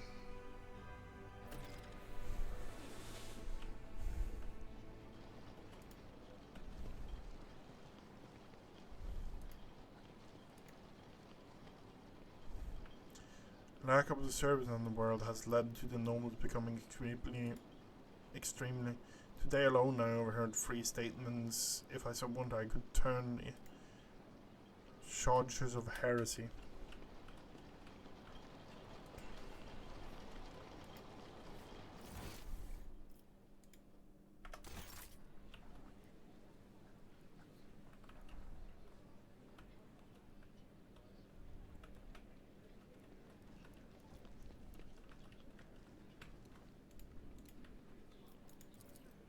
My gut tells me it's a bad idea.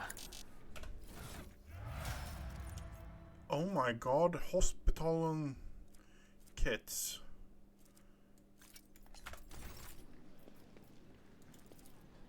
I'll make it happen. How do I get in there?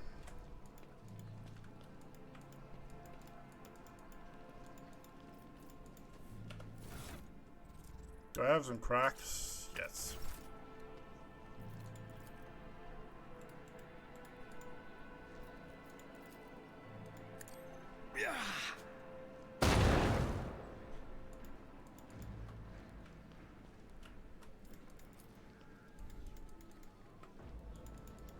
There has to be some way of getting in there.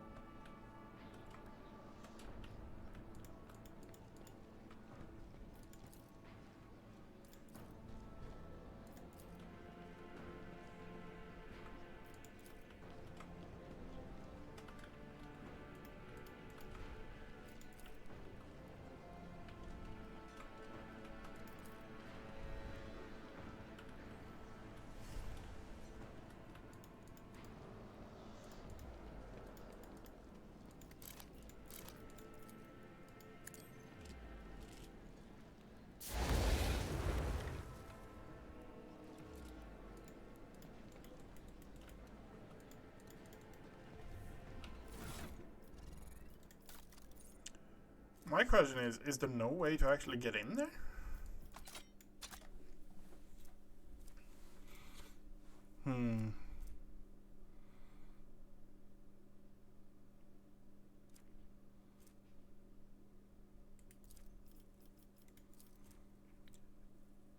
The wielder gains 30% chance to gain one more attack action per kill. Okay.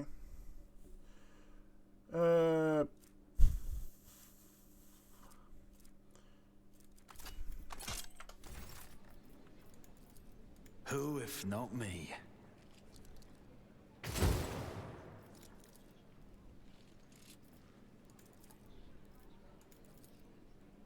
I won't stand for it. On it.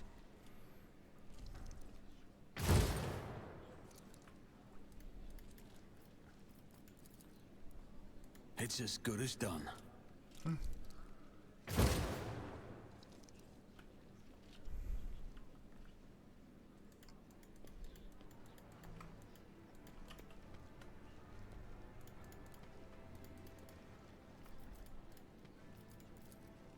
I'll make it happen.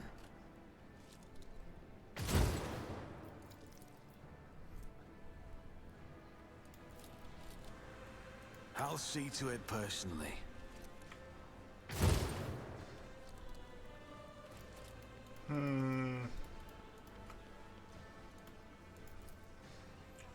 There's a faint mark on the polished masterpiece which was likely left by glass. Who, if not me?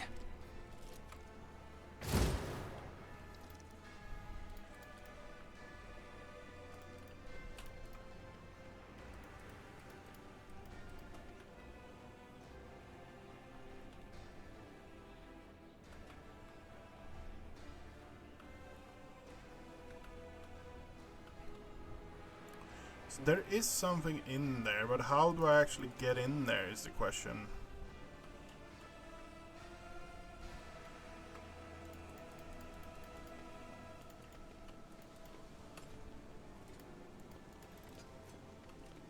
This is getting a bit annoying, I'm not going to lie.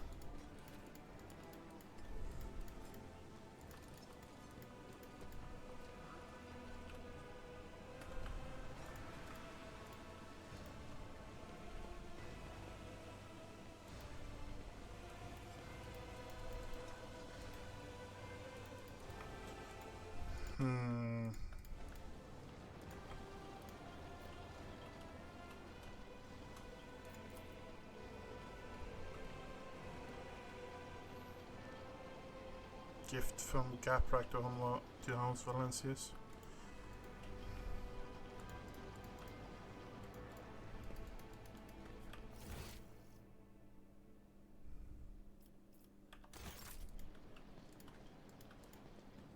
Ulfar isn't here?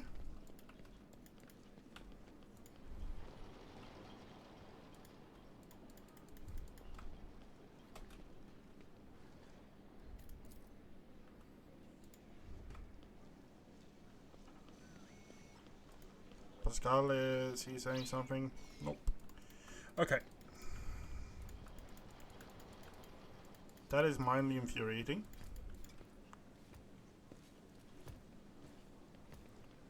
Not going to lie.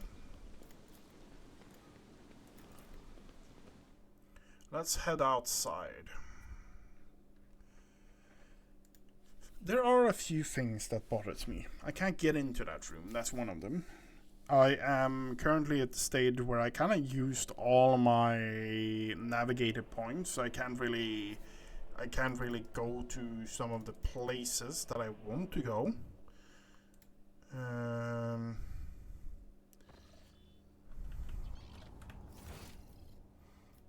Oh, he's all the way over here.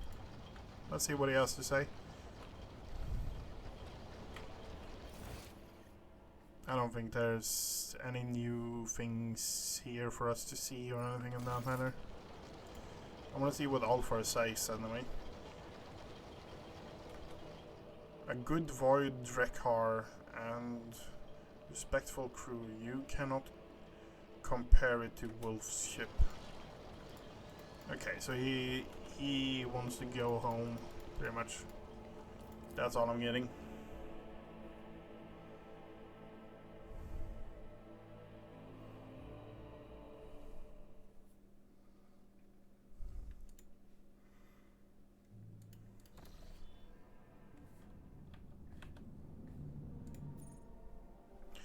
Okay, we're now in the Void ship. So, where are we going? That is my big question. The thing is, we spent 2 hours on just that. Unforeseen event.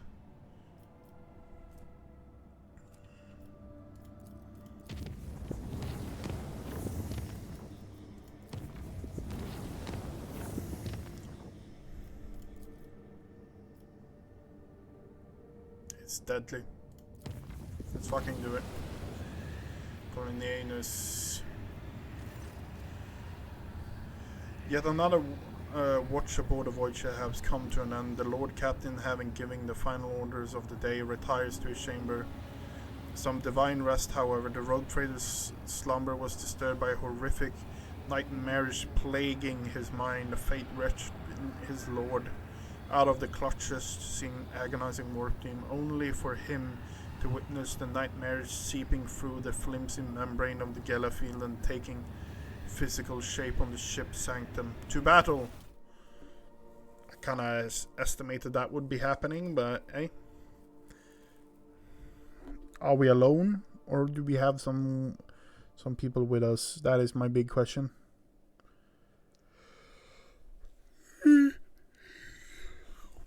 Oh yeah, I have the fucking multi-melt on me.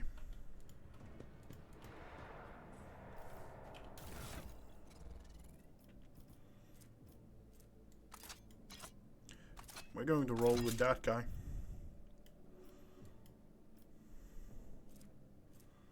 Bone breaking ball.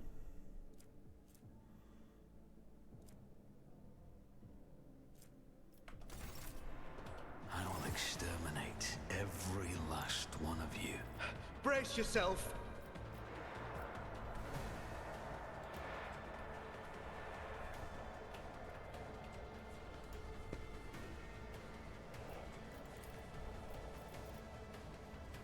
Oh, we have a demonette. Oh, fuck.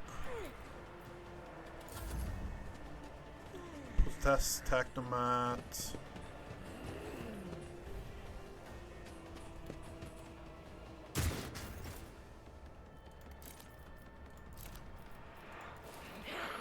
It's as good as done.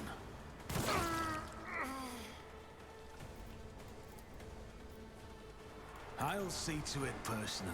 Another enemy down. I'll make it happen.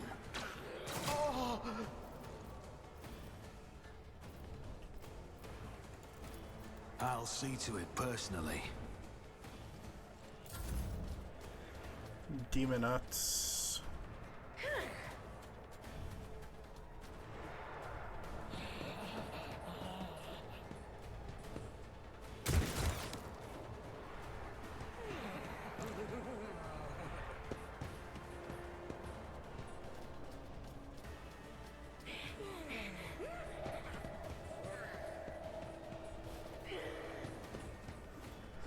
This might be a tough one.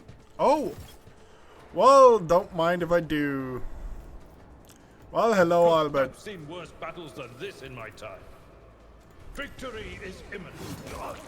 No! Indeed.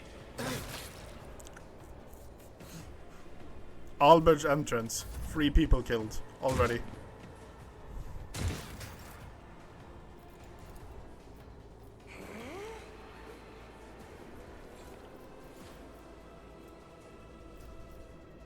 Who, if not me? Your end was inevitable.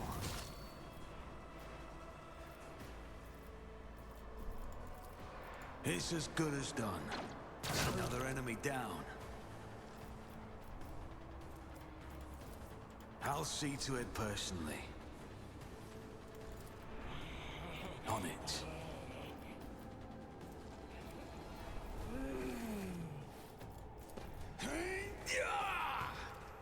You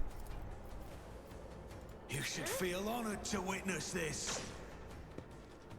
The best defense is a good offense.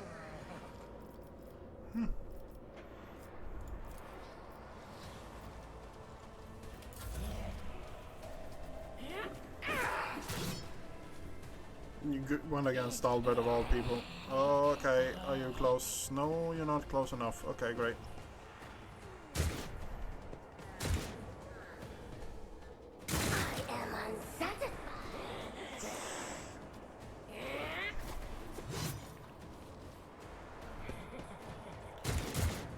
Okay. Why is the ringing? Oh, Agatha in here now.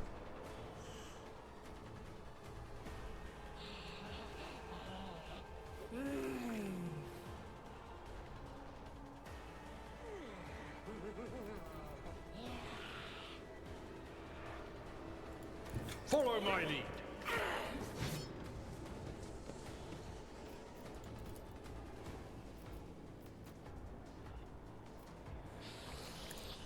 One to a target.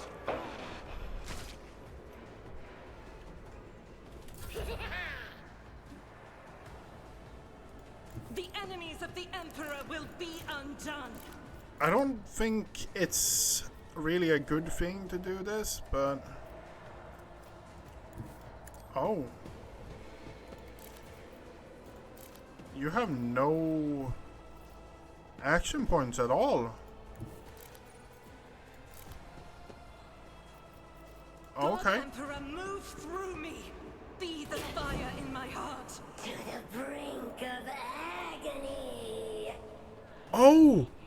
That deal damage to cultist Oh! I did not know that. Okay.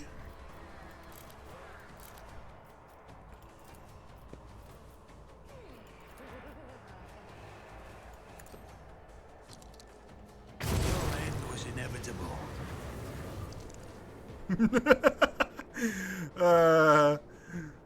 Multi-Malta, too strong.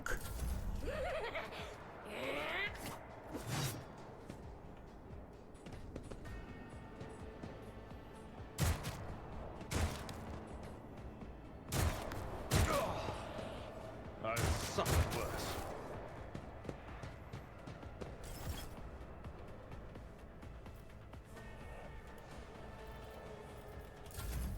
High momentum.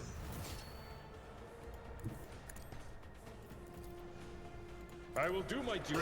Reduced to dust.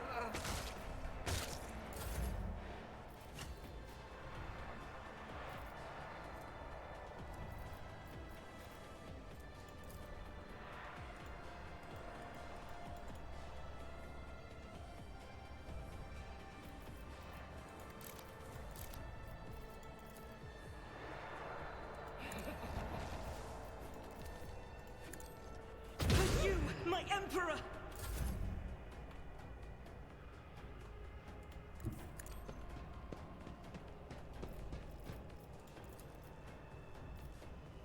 I'll see to it personally. Never stood a chance. Okay, we don't have anything in here, do we? Nope. Demonette Frenzy. Pascal, you badass.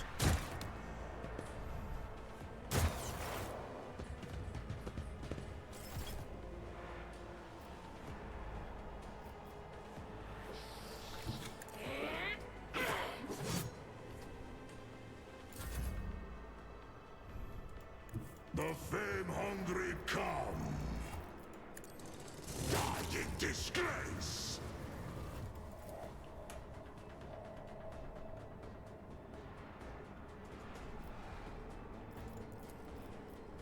None can do this better than a warrior of the All-Father. You missed, too bad. Tried and tested tactics are the best ones. At your beck and call. Fewer tongues. We need to get you some better stuff. You have no movement point, you have no action points. What is it ailing you? Horrors of the Warp. Okay. Step aside. The navigator is coming. I'm not accustomed. Another foe painted black.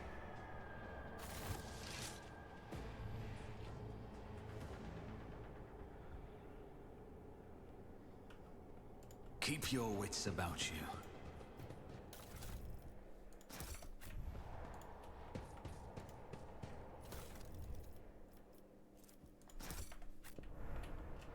Let us not dawdle. Well, is there anything more here? Like, is it something we're missing? Do we have anything in here? No, we don't. Okay. Is there money to be made? Anything up here? No.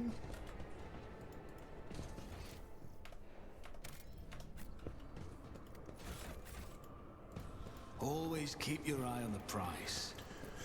Okay. We can't find anything. I don't know how to feel about that, honestly.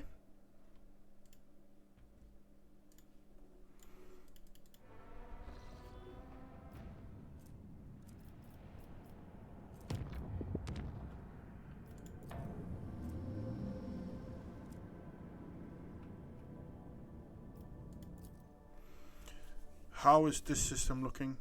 I'm worried about this system, honestly. It's a new system. Unknown ships, hostile signatures and stuff like that.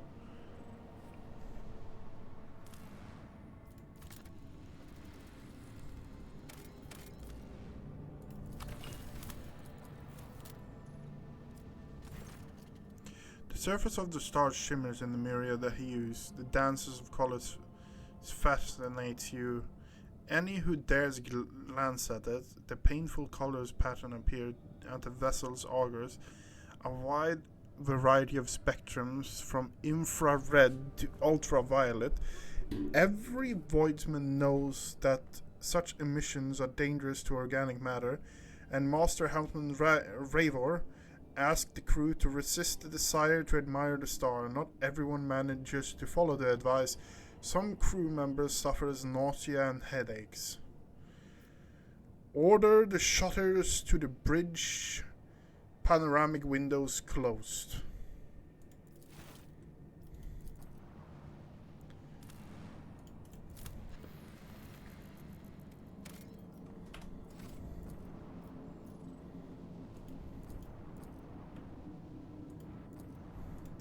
Okay.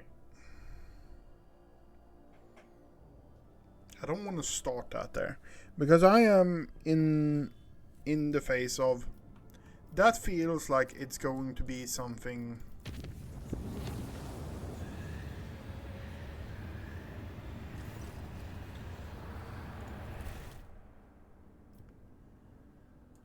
What did that say? What did that say? I didn't pay attention to that because I just browsed through it.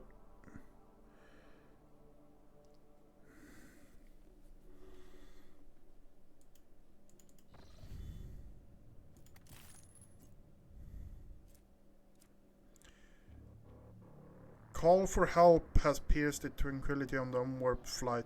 Something sinister is afoot on one of the storage decks. 2 squads have already been sent to investigate, and both of them has gone missing. Alas, the only way to learn the fate is the personal visit of the rogue traders' retinue.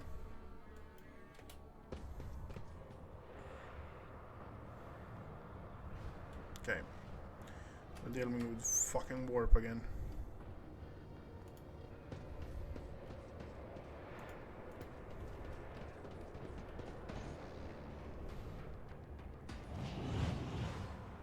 There we go. There we go this time. Power of humanity.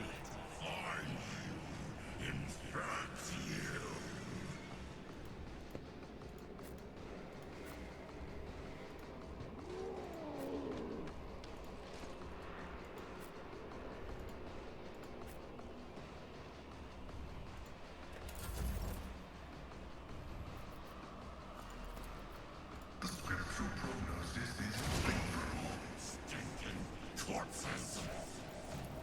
My vow Okay.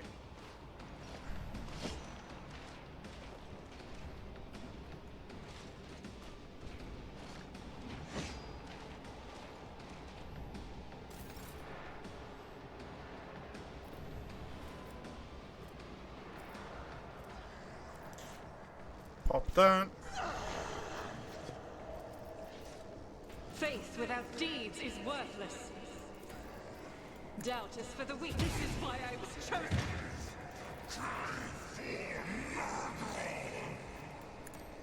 For you, my Emperor!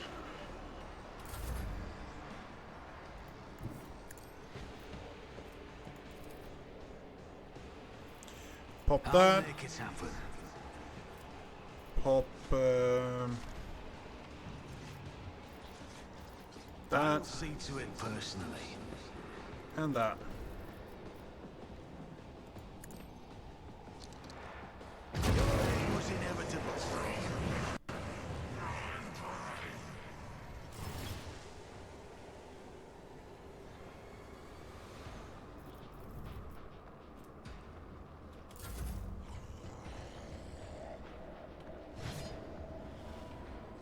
Reduced to dust!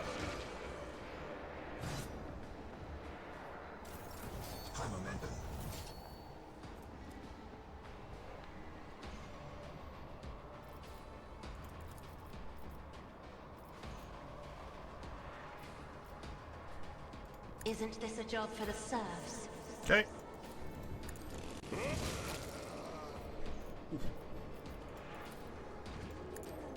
I will carve runes out of your bones. By claw and fang, the foe will be torn asunder.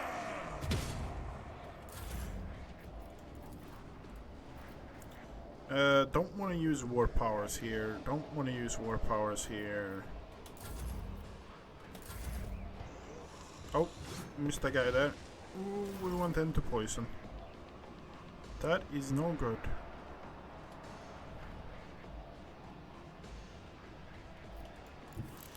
Really need to look into you a bit better, I think. It will be done. Oh no. Oh, you missed anyway.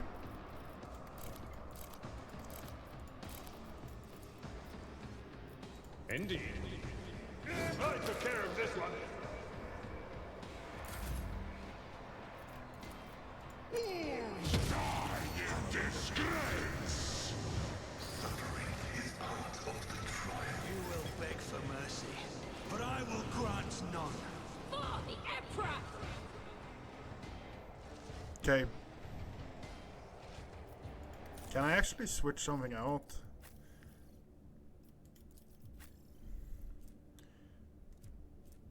$42, $28. That's not the Seneschal's job. Okay, no. Okay, Plagued Undead. We now have...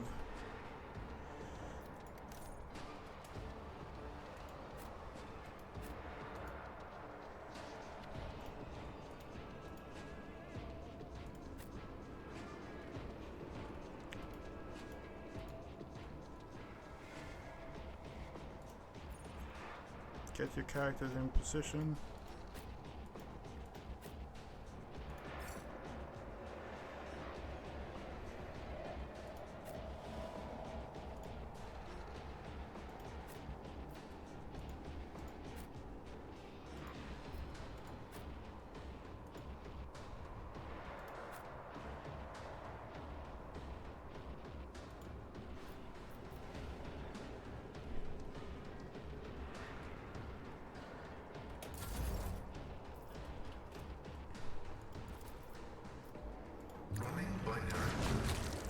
Two taken out. Pop that on you guys again. Now it's you. And we're going spray and pray tactics again. I will bathe this battlefield in righteous fury. As the Emperor commands, I act.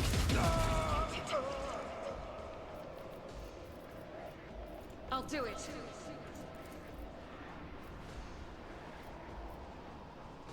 As the Emperor commands, each strike is a prayer.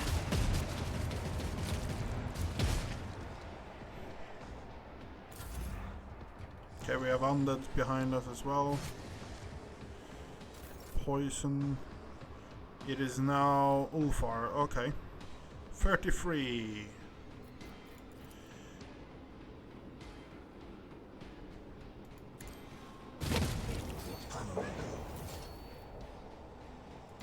I hunger for battle. I will carve wounds out of your bones. Okay, we have an entrance there, so it could be something that way as well.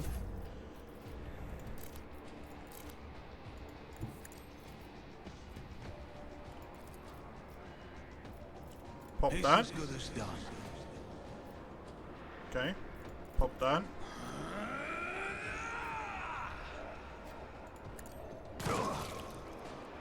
Okay.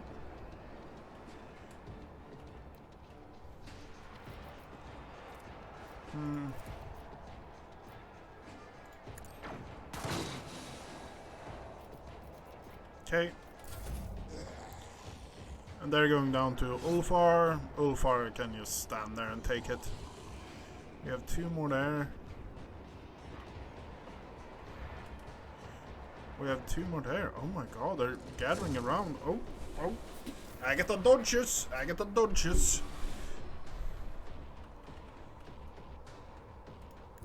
Emperor, give me strength. Me? If you insist, as duty demands. That clears up one little area. I am a navigator, not a servitor. Pop that. On it. And that. Who if not me? I'll make it happen. Okay. Didn't kill it. It's as good as you never stood a chance. My question is...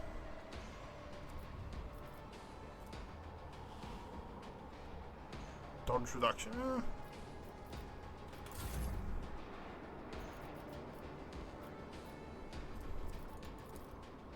If I may. Okay, they're coming in now.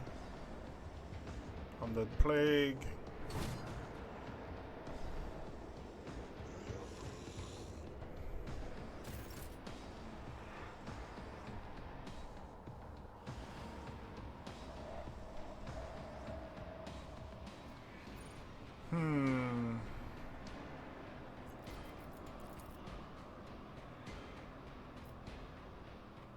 At your beck and call. I will do like reduced to dust. That means you cleared those people.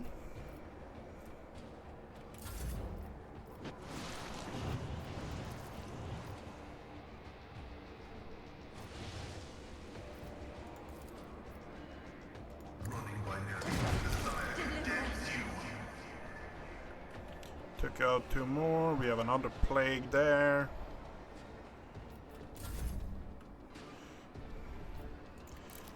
I guess we're switching over to use single shot action.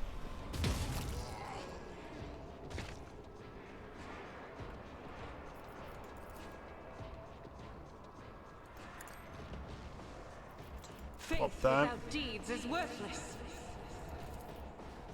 Doubt is for the weak eradicated. Okay. This is unacceptable. As the Emperor commands, each strike is a prayer. Doesn't have any more prerequisites. Okay.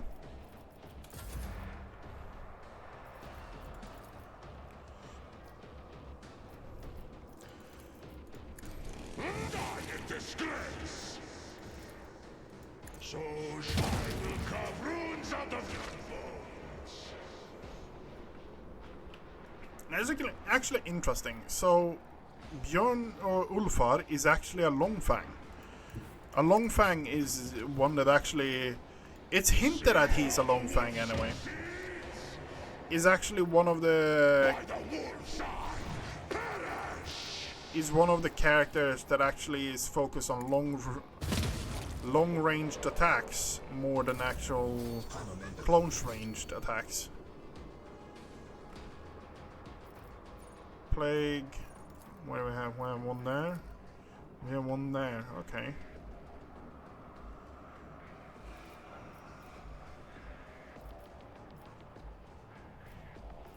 We're full on warp. Pressure. If only that were possible. Unavailable. Oh, yeah. This is now your second turn this round, isn't it? Isn't this a job for the serfs?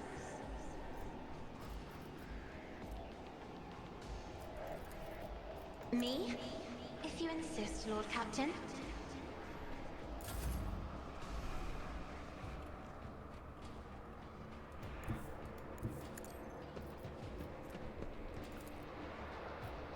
I'll make it happen. Your end was inevitable.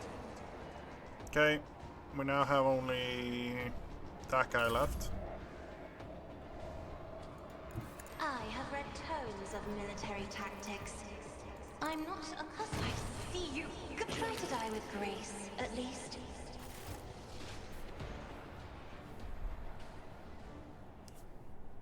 Rise to the top, or get left in the dust.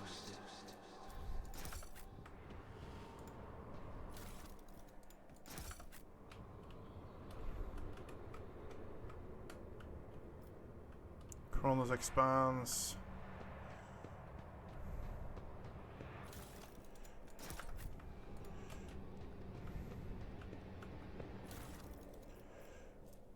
Yellowed pages, the vial of salvation. What?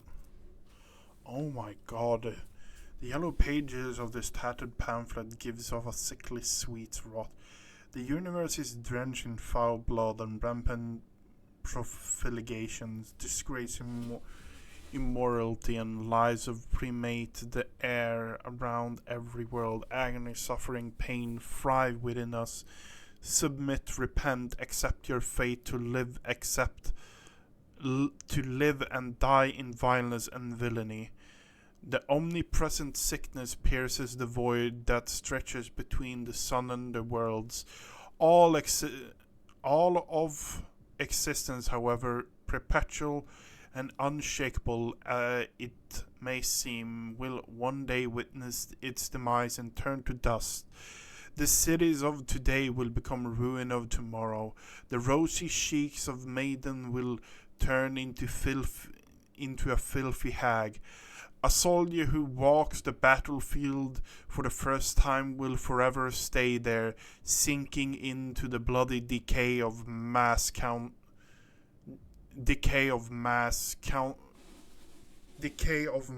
countless others. Decaying mass of countless others. But open yourself to the truth. If depravity, filth, and vileness are eternal, all-encompassing, then they are things worth bowing to. And therein lies our hope. By resigning ourselves to our rotten deformity of existence and embrace of all its profanities, we become honest and sincere with our nature. We can evade the doom of oblivion and become one with eternity, having trodden through all the world's putrescence and recognize its morbid and irredeemable wretchedness. We can perceive the softness and curative warmth of true, most merciful faith, and thus at the last we discover the path to salvation, into the caring embrace of the great unclean one, to his rotting all-accepting heart, where there is place for any true believer. Okay, that has... I always keep my options open.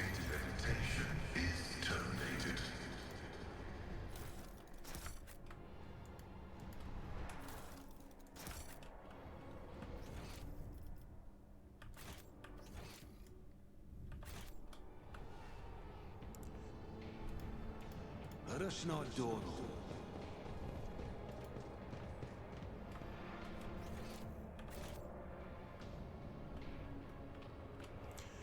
Okay. I always have a backup plan. Yeah. That's not good. We dealt with 2 Xenos incursions on the ship, one after each other.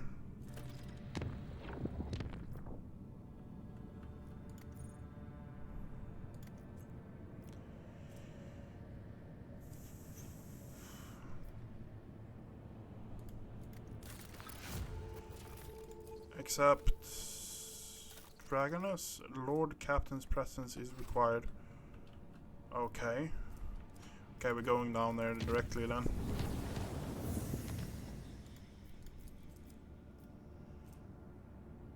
Dragonus, yeah.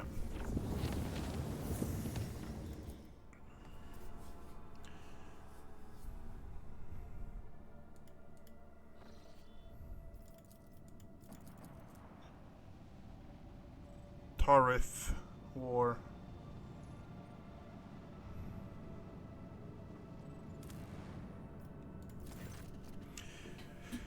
The Charters Guild started a Tarif War with the Protectorate. Trade and logistics on the world is suffering. Appease the Guild with gifts. Strike with military blow against the Guild. Prolong the trophy. The Shortest Guild. What is the Shortest Guild? Okay, appease them with precious gifts. The guild members arrogantly accept the rogue trader's gift and turn their attention away from Protectorate. Okay.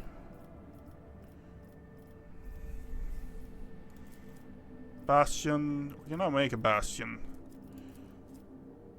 Do we want that? Base armor property. 20% dodge against range attack. If the wearer hasn't moved their turn, their cover efficiency is increased by 20% for 1 round. If the wearer moves least 3 cells per turn, they gain 20% dodge for 1 turn. Okay. And that's if you shoot at something within 5 radiuses. Okay. Fair enough. And that is the really weird Xenoblade.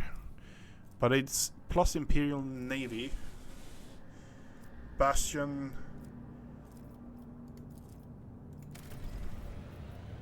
Okay.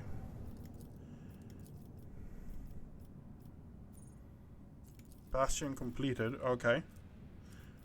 Well, that went fast. 12,000 plus reputation. Adamantine and Xenotech. Carlos Backlund, 20 plus reputation. Security, plus 21 people, minus 5 profit factor. Yeah.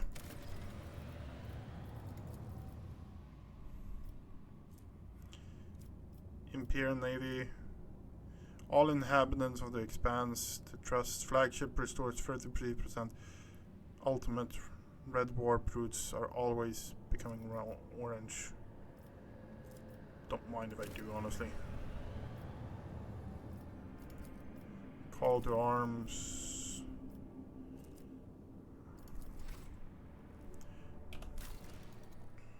We only have 2 things left on Foulstone to build. What do we actually want to build on Foulstone? Holy munitions needs 50,000 duration. Reputation, don't have that. So I think holy munitions and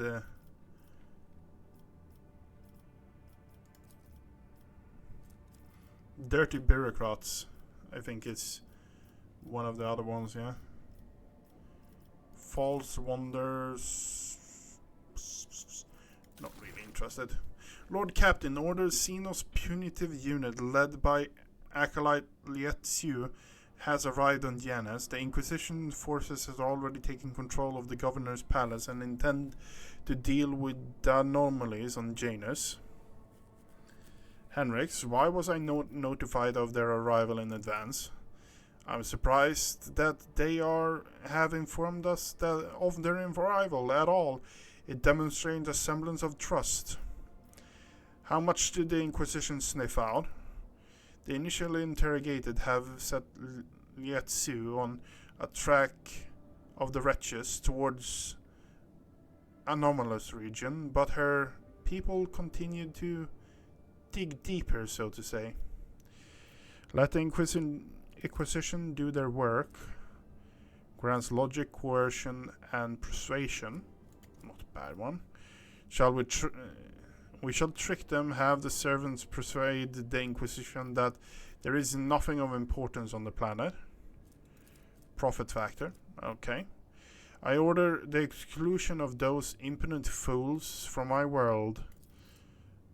And that we lose that. Okay. What do you think, my officers and advisors? Cooperation with the Inquisition would do us more good than anything to hide the current misfortunes of the colony. I can send them a message to keep us informed about interrogations as a favor. If only we could throw them a bone and let them find the evidence they want, one that we can get by without. The rest could be concealed away from their inquisitive eyes, like a lizard shedding its tail. Sometime one must see the battle to win a war.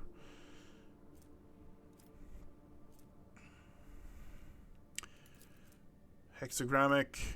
Yeah, we're going with that. Let the Inquisition do their job. To serve Janus and von Valancius dynasty.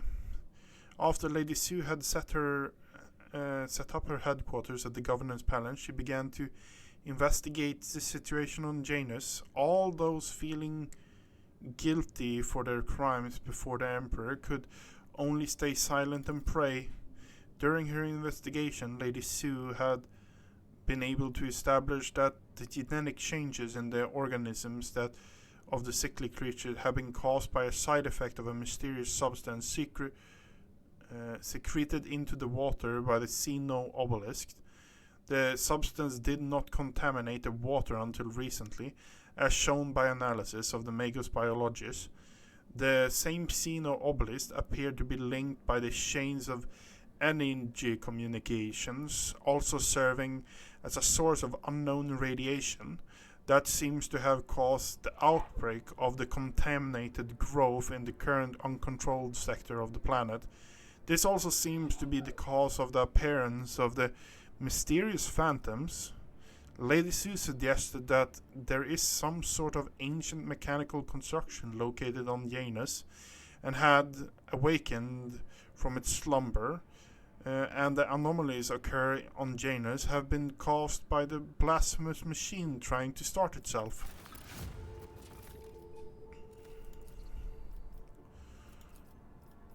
Okay, what do we have here? Xenos intoxication. So, what do we actually want to do? We could do this. All allies gain dodge against Xenos. Don't care about that, honestly. Each time an ally is healed in combat, the damage of this ally is increased by 4 until the end of combat. Watcher from Abode, 20 to 30 damage. Each hit with the sword suffers 25 until the wielder's next turn. Wielder of this sword gain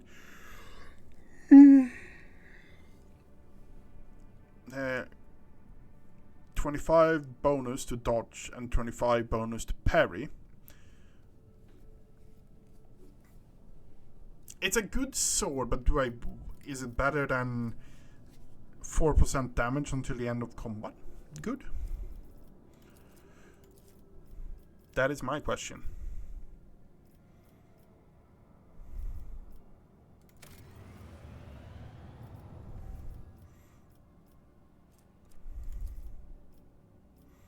Okay, so that's getting worked on. Complacency is Dragonus cries for help, Lord Captain. Riots all over the intrepid scripture have broken out in several hives across the world, while hunting for agents of the cult of the final dawn. The Ecclesia began to rein in minor cults, attempting to force upon them correct adherence to the creed.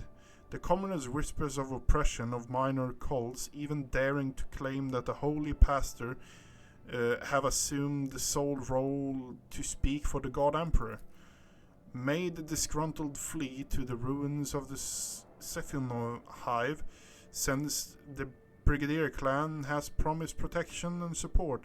It is said that the Brigadiers supply the rebels with weapons converted from industrial equipment in the case of large-scale clashes. The enforcers have begun. The enforcers and agents of the Ecclesiarchy have been able to curb the rebels so far, but division grows wider by the day.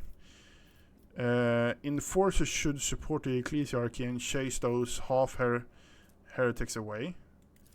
Book of Prayer Minor. Okay, it's warp stuff. Ecclesiarchy should curb their appetite. They should go fight agent dissidents somewhere where it will not end in riots. Patron of the cult.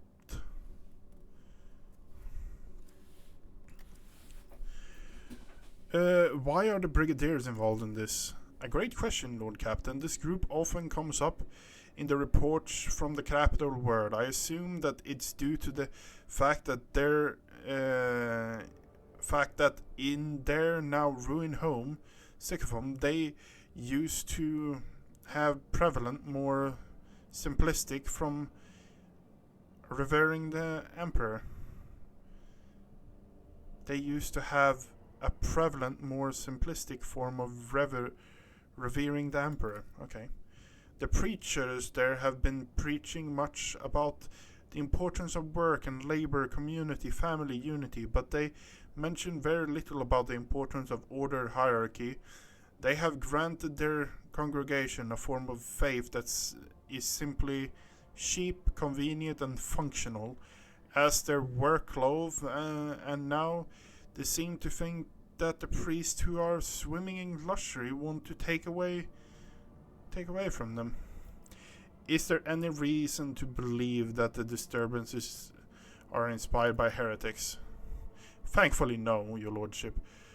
The rebels zealously oppose heresy, actively filled the ranks of planetary guard, new recruits regularly outperform quotas, and attend prayer service. The Brigadier clan have been actively involved in uncovering the underground devotees of the ruinous power, and has discovered 2 large, successfully operating cells. Our agents are quite confident that the likelihood of infiltration agents by the agents of the cult of the final dawn is far less likely than the other segments of the population. So I would like to hear what my advisor has to say. Small deviancy in the creed gives birth to larger ones, and the larger ones to heresy. The bias of our beliefs lies in the absolute trust of those above us, and in their belief pushed them towards revolt. That means that these tenets have been wicked from the very beginning, but it does not make the priests wicked.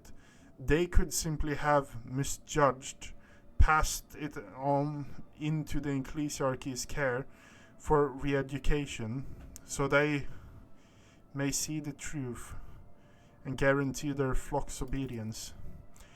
Shireen, perhaps you should stop allowing the fat cardinals, their servants, to do whatever they want to do to your people.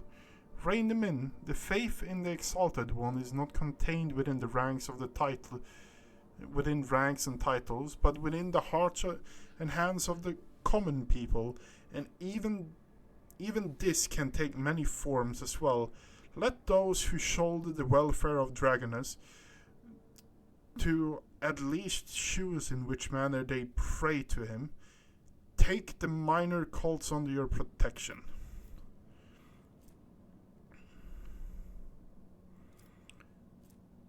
Yeah, we're taking the minor cult under our protection. Have mercy will be gone, annuals, Dragonus Shireen. The common folk rejoice at the news of their victory. Scoffing at the gilded priest, they offer up their thunderous prayer for the rogue trader. Thanks to the protection of the rogue trader, agents of the ecclesiarchy were forbidden from entering the chapels of the minor cults. Terrible news, from Dragonus, your lordship. Your vigilant servants have discovered the abscess of treachery on the capital world, one that has grown far too large and could rupture at any moment. The informants report that a group known as the Brigadier Clan is actually a cover for a horrendous cult of genetic degenerates who currently have their people in every echelon of the hive. They are traitor to to the purity of humanity, traitor to the creed, rebels and heretics. What exactly did my people find out? One tenacious clerk of the administratum had questioned the authority of the reports coming from ruinous Sicophon. He personally attended the debris removal and entered the lower levels of a fallen hive. There he discovered the signs of proved Sicophon to be infected by a gene plague. Thousands of corpses of extra arms degenerated and had been burned into a mass grave. He also found the remains of Achilles Schlander's people. It seems that they had noticed the signs of corruption, and traitors, aiming to cover up their crimes, buried their misdeed under the ruins of the hive. On the way back, the clerk transport was destroyed, but he miraculously managed to survive. Now the heretics think that they can have covered their tracks once more, and they continue to their plot, obviously unprepared for our attacks. What is this mutated plague that has affected our capital world? A horrendous distortion of human image. This might actually be a gene stealer plague, honestly. It seems that they have spread their poison by biting and enslaving victims, some of them indistinguishable from normal human, while others are distinguishably ugly. The heretics hide them from prying eyes. They seem to be connected by a common consciousness, are absolute loyal to the despicable cult. The astropathic choir of Dragonus has suggested that the cult may be behind the extermination of Psyche on the planet. He could sense ghosts of powerful consciousness of some sort. Sanctioned psychers that have been gathered on Dragonus are prepared for the psychic engagement. They are disciplined, powerful, and fearless, and will remain unwavered against the blows of our sinister enemy. The Brigadier Clan is a cover for a distinguished cult. Indeed, they probably have started recruiting workers. It's easy to get among distinguished themselves as technomats. They gained the cover for the secret operation and infiltrated into the upper echelons of power. Each crisis allowed them to gain our trust and receive our resources. And the most despicable of all, they have corrupted our beliefs as well. They revered Geared Emperor in the image of a four-armed abomination. Yeah, it's gene stealers. Their prayers are full of hatred towards those in power and promises a reckoning when their dreadful deity will come and equate them with their oppressors, with us. That is, many fools and troublemakers have fallen for their lies. Living alone in the labor settlement of the ruined Sicophon, they gained the ability to act with impunity, but at least their plague has proven weaker than others, and the hives has been minimally effective. When your lordship had stood up for minor cults, they received a golden opportunity and recruit more openly to their ranks, which are now brimming with fools who have yet to realize what they're partaking in is heretical conspiracy. Henrix, what are those mutants? They are called gene stealers. They are not simply simple mutants. They are Xenos plague that breeds inside the human brain, forever distorting their genetic makeup and enslaving them to the brood mother, the hive mind. They're pretty much tyrannids. So Gene Stealer is a cult. Gene Stealer cults are what pretty much Gene Stealers are sent out before the Tyrannid fleets to stop, take down governments and stuff like that, to make a world less threatening. And when everything is said and done, they call for the Tyrannid fleet to come and attack the planet.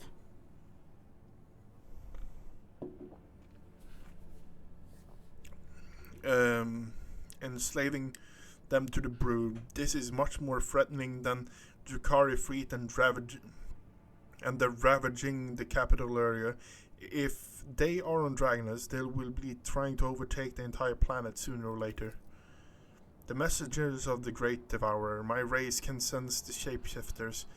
You should stay vigilant, Zelentach.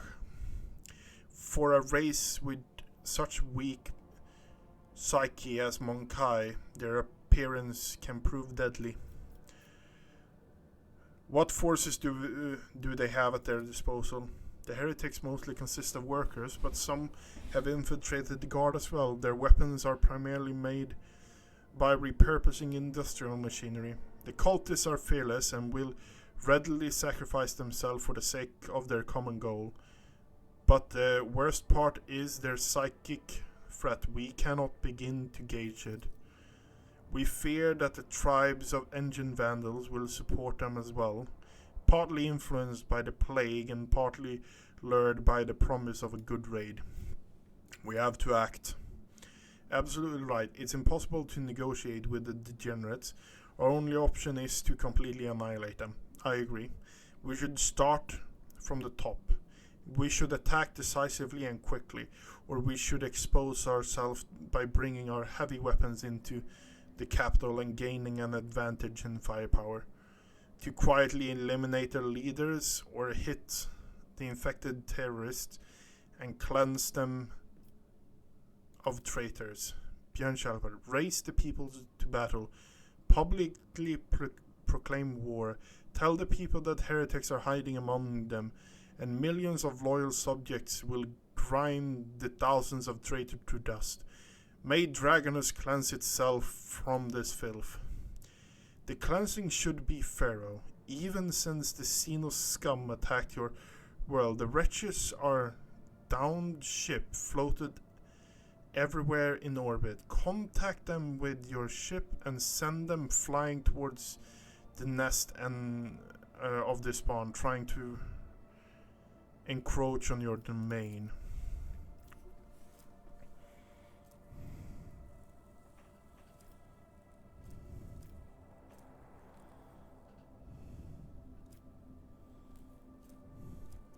Since all of them are linked by a common will, we should start by launching our attack. If the astropathic quarry could drown out the voices of the brood, we will be able to launch a surprise attack and act quickly enough. Would we be able to restore cohesion and inform each other of the assault? Will announce internal enemy.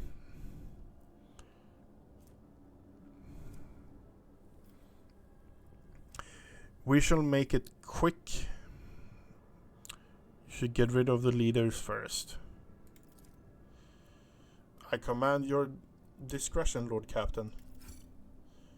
At appointed time, the undeclared war against the cult began. The leaders of the cult were quietly eliminated without lifting the veil of secrecy. When the heretics finally realized that they were being led by their extermination, When the heretics finally realized that they were being led to their extermination, it was too late. Their leaders were slain and the rest of them died amid a brutal carnage of street battles. The engine vandals arrived to assist the cult, but by the voice of the brood, they were also corrupted by the gene plague. The outskirts of the hive were ignited by Promethean flames, and tens of thousands of innocent perished in ensuing inferno. Tainted phylactery. Only one thing made the rogue trader servants feel a sense of unease. Inside the cult of the main temple, they find a hatchery with grotesque enormous monster. It was empty. They did not find the beast. If the Emperor had been merciful to Dragonus, then the monster had perished in the fires that engulfed the hive that cycle.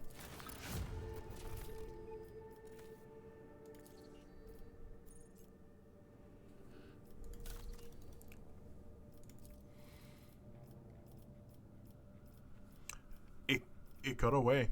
It got fucking away.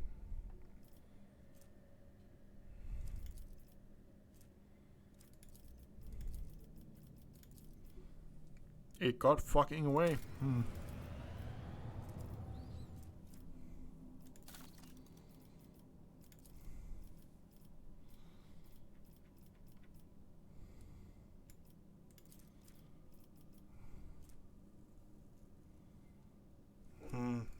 It got away.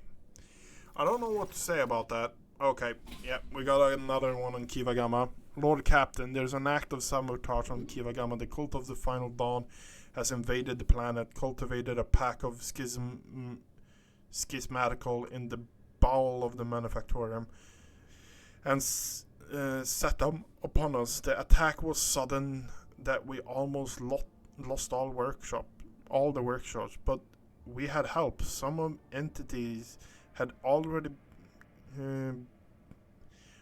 being called data angels have invaded the cognitive network, seized the cognitators and servitors, and used them to repel the first onslaught of the schismatical. Now there's a fierce struggle taking place all over the planet. The noosphere of the world is boiling.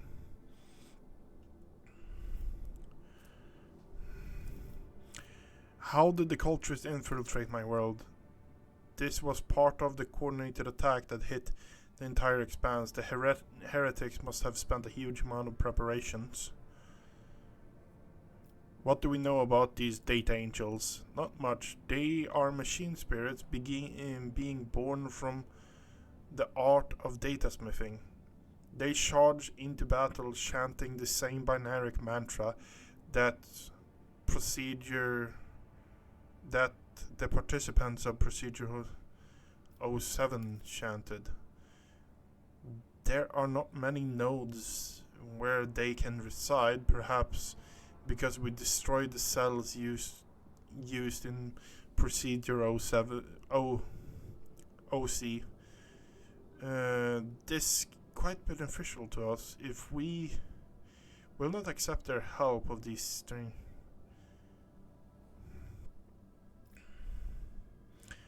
Demolition, terror of Kiva Gamma. Depart machine creature.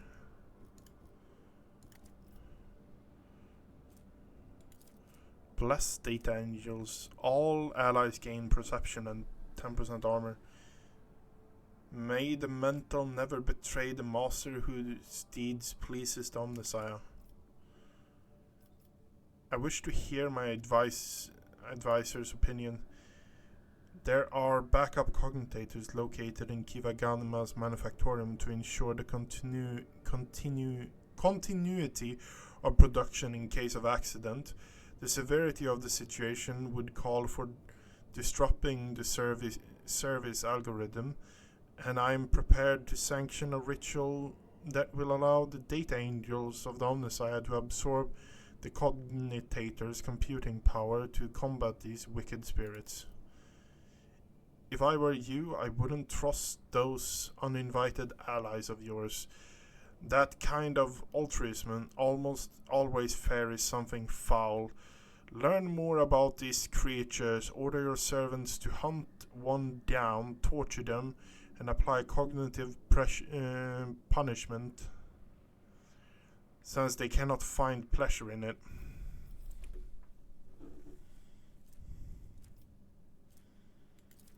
Binary dissection.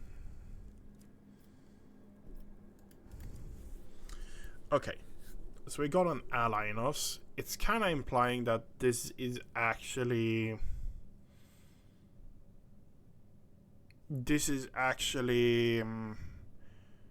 Necrons doing this, which is the thing that is bothering me. Because this is the first sign we've seen that Necrons are actually in the game by the tooltips in this thing. Masari is right. You know what? Fuck it. We're going with Pascal. Sanction the ritual of bonding with the backup cognitators. Your request performance of the sacrament's acceptance shall be fulfilled immediately. Having gained access to the cogitational reserve and after being infused with power, the data angels charge at the schismaticals. The hordes of datasmiths have been exorcised and exterminated, and afflicted mechanisms have been purged and restored. The tech priest gave praise to the Omnissiah for the protecting of the production algorithm from severe disruption. After exiling the schismatical, the data angels have retreated into hiding inside the cognitive network, leaving the servants of the Omnissiah only to guess at who or what these beings are, or where.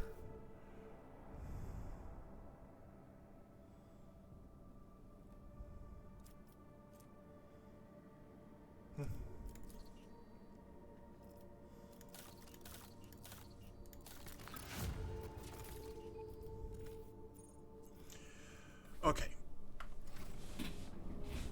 Yet again, we went for a tiny little roundabout, and now we're out here again.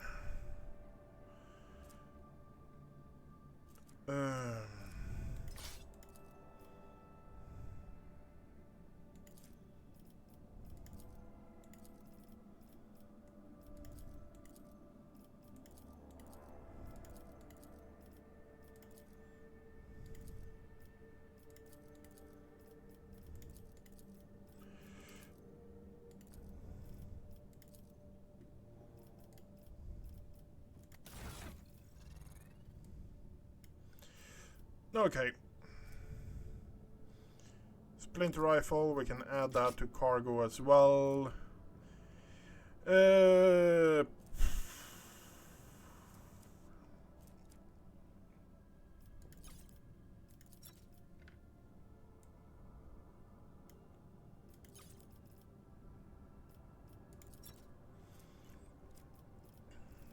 Albert, where are you? You had shoes that increase your parry rate, but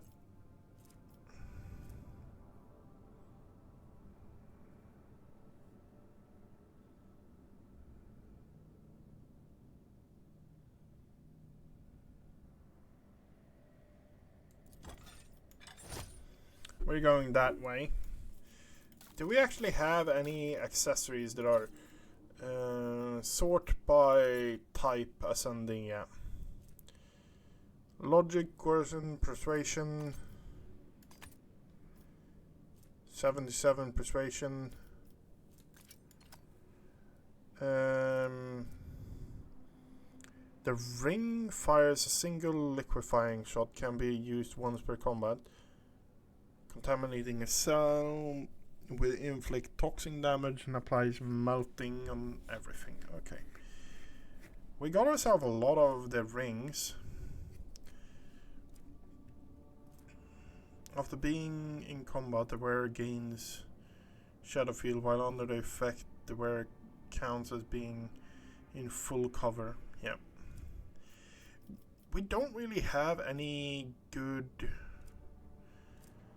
Okay. We're going to do it like this. You are going to get yourself a Thunder Hammer. Which one are we giving you?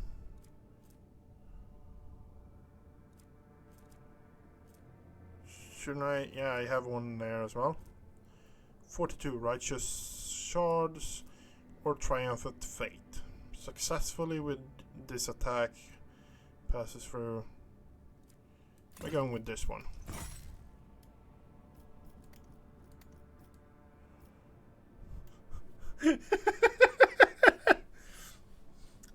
That's not how you hold it, Pascal.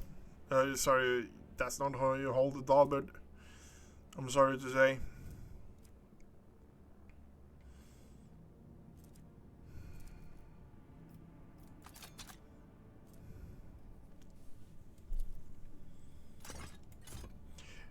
I am interested though, because we need a secondary weapon for you, and I just want a single weapon with an off weapon. So I think we're going with that chain sword.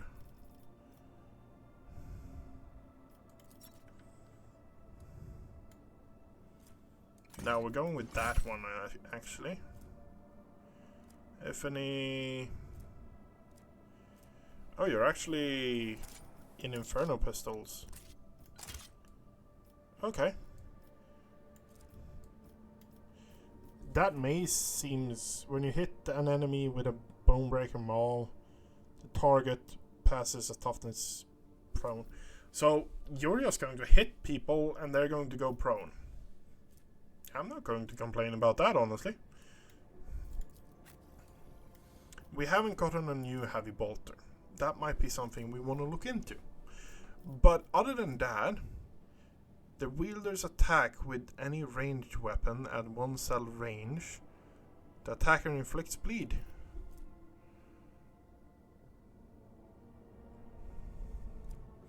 Gains resolve. You are kind of becoming the character that we can't really change anything on.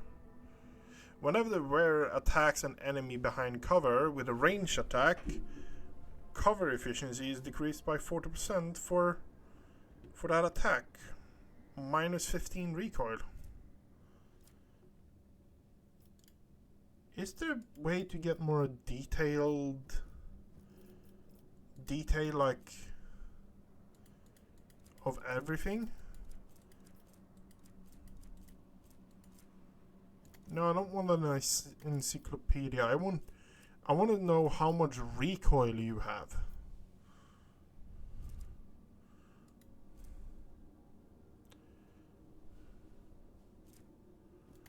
Okay, yeah, no, can't find anything.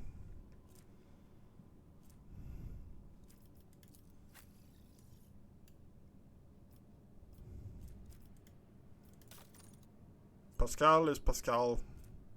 Weapon skill, strength.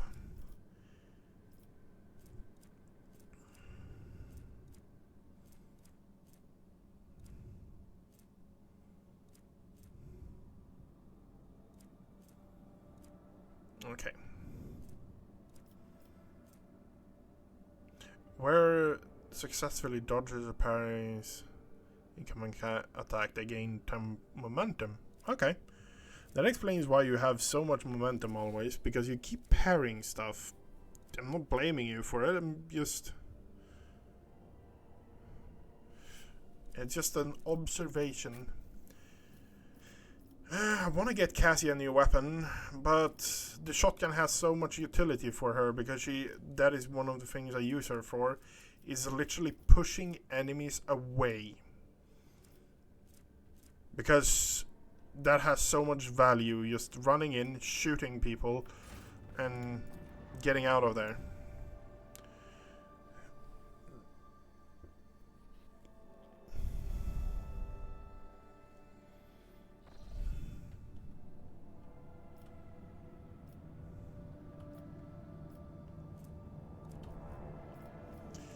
How are you looking? You're not looking great, but...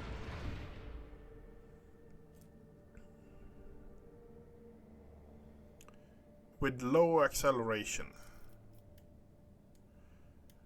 Here's the kicker. I need to see it in combat to actually understand it.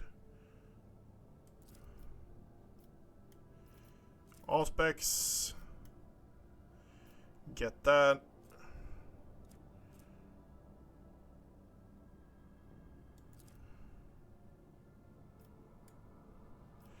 We're now at 140 shields around us. Not bad, not bad. 5 plasma torpedoes. Strong acceleration.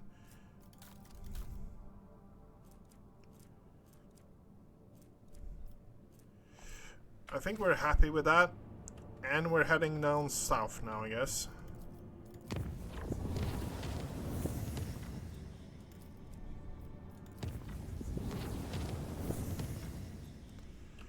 Vibos is entering a new stage.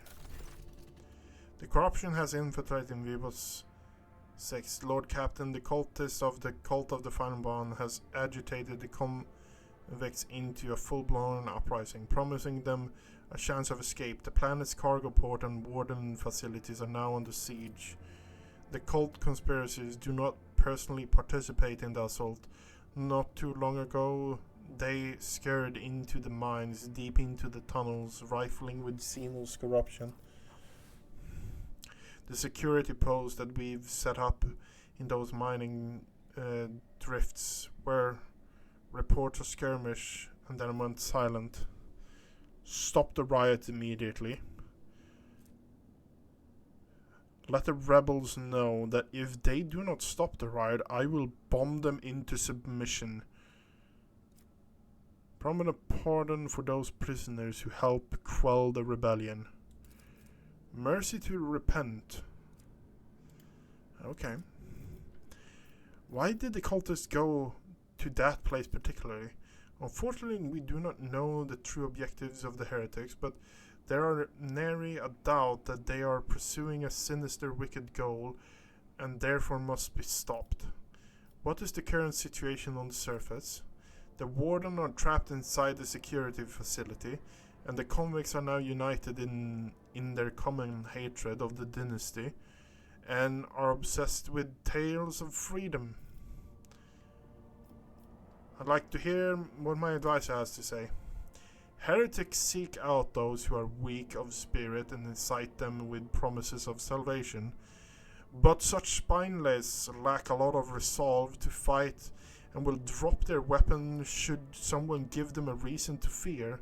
The purpose of many tactics in warfare is to sow terror in the enemy's ranks. And I know some of these tactics well.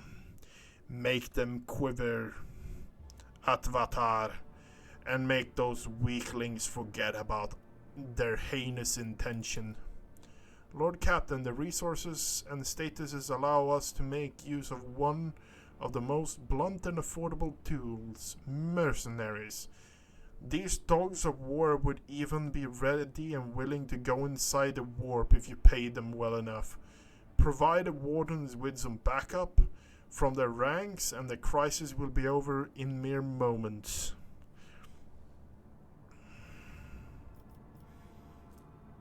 Trample enemies that are targeted by the rare psychic. I don't want to do psychic stuff though. Ulfar, show my people how to instill fear in their enemy. Whoever the enemy enters 5 zone radius of or their allies, their enemy must pass a will test, resistance test with a 5+ bonus, or become staggered for 1 turn. If 2 or more allies are close enough to trigger this effect, the enemy must pass the resistance test for each of these allies. That's nasty. Tempered by quarries. All lance weapon deal 20% more damage. You know what? Ulfar, show them. I shall teach them some of my secrets of this art. Following the advice given by the formidable Space Wolf, the Warden carries out a series of reprisal acts of intimidation, leaving behind mutilated corpses and infiltrating the rebel camps under the cover of darkness. They have crushed the rebels' morale and forced them to surrender their weapons. The leader of the conspiracy, the cultists from the Final Dawn, are trapped in the mines. They have surrounded by dark, strange Xenos obelisk, covered with glyphs. They're trying to awaken it from its slumber. The glyphs on it are similar to the ones the mad convicts draw. The monstrous construct contained energy, enough energy to tear the planet apart by heroically disrupting the cultist plan. The Guard have disrupted the terrible machine. Instead of exploding, the obelisk emits a blistering heat wave, melting itself and turning those around it into ash. Vebos 6 have been saved.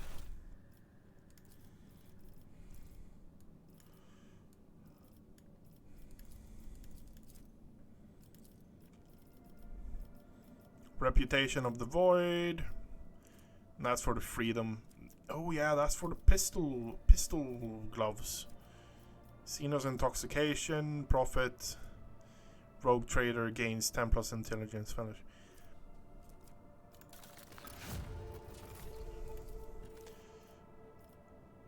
Where do we have it? Xenos intoxication there.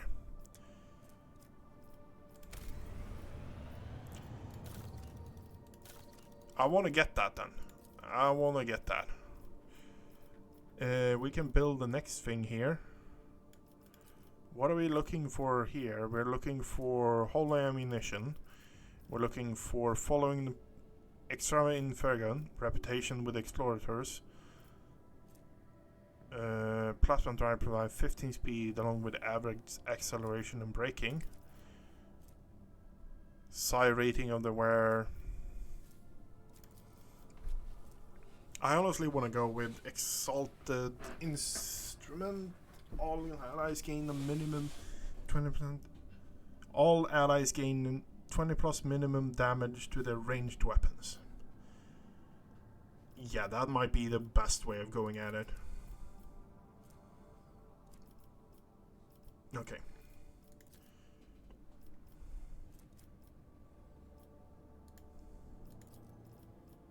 We have 5 spots left.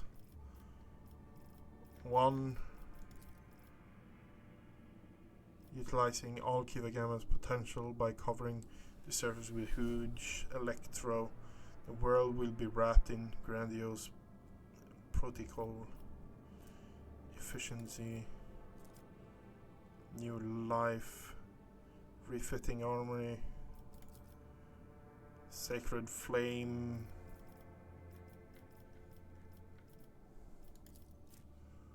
Compassion, profit factor people. Servitors have no feelings, but they serve. Yeah, we're going that one. We have 3 slots here.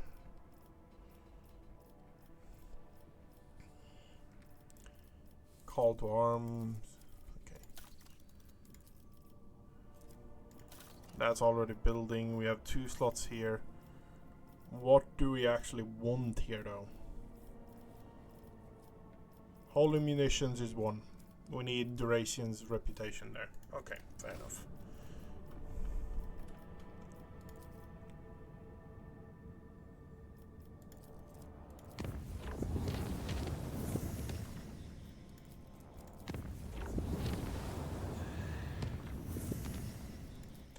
Okay, we have now something really good. All of the red ones are now yellow.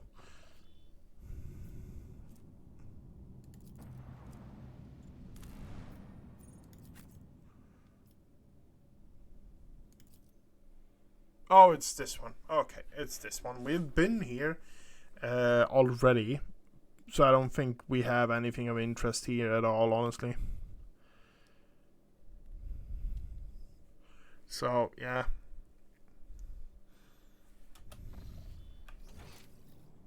No, we explored all of this here. Keep your wits about you.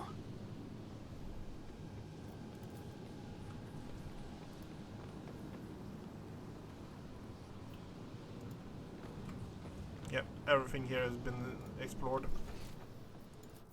Rise to the top, or get left in the dust.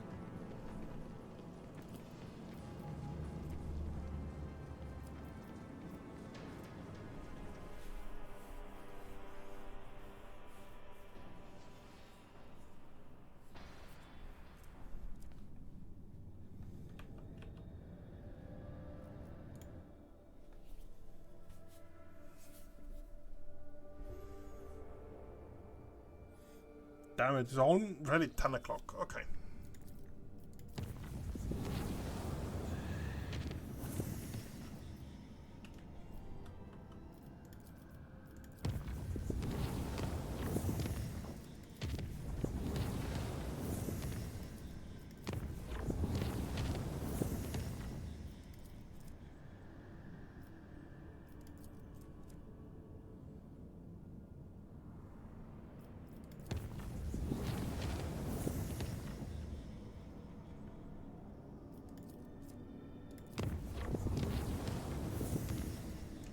Okay. Did we get... What was it? Reliquary...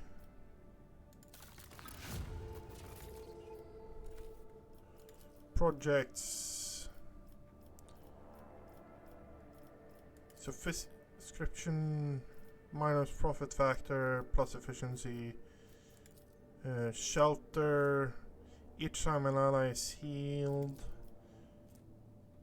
Dodge on Xenos. We're going this one, right? Shelter?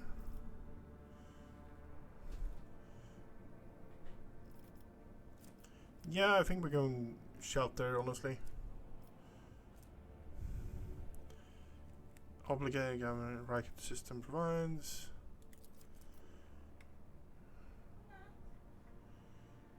Okay. Dodge against Xenos is really uninteresting. This might be interesting for the simple fact that that sword seems fun, but like each time an ally is healed, that seems like a much better one.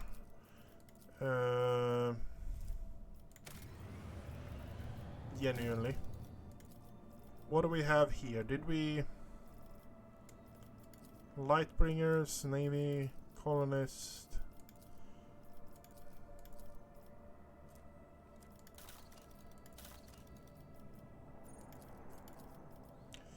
What is it here? Yeah. Cooldown.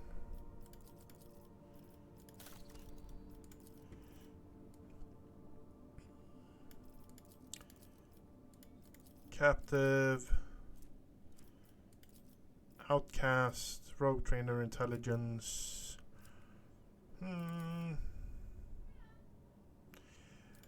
Like, here's the kicker. We could actually go with this thing, because we can make a...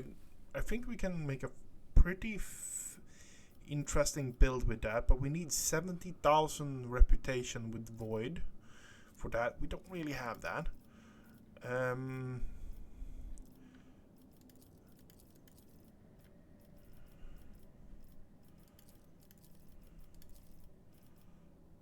This is genuinely something that is interesting for us. We have a fair bit of spots here already. Let's make that one. And what was it here? Was it here it was?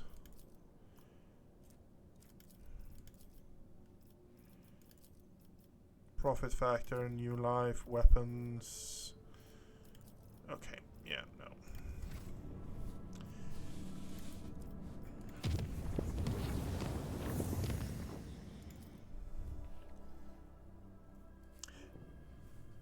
We are heading down south because we wanna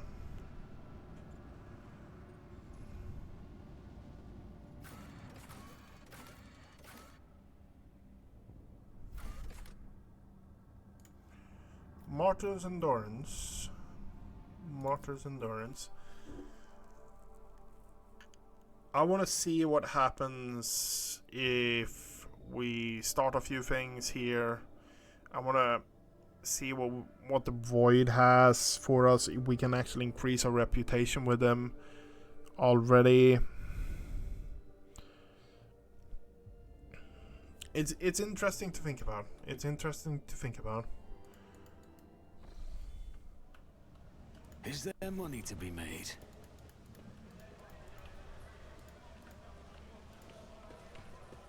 Combat servitors. Tokara is here. Your lordship, is there anything on footfall? I'm only doing duties imposed upon my pregnancy as lineage of the Hajj Order's retreat. Let us trade. Okay. We are 27,000 reputation with you. Heavy Stubber.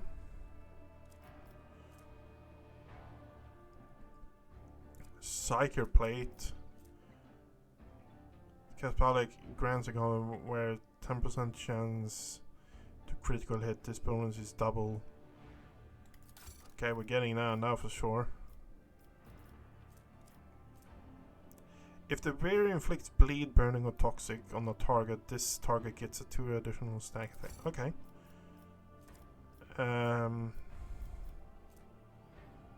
Whenever the range kills a target with a ranged single attack of the first time this combat, immediately gains an additional attack this round.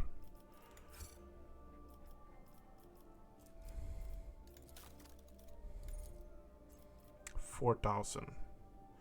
That would pump us up to over 30,000. What is the next tier?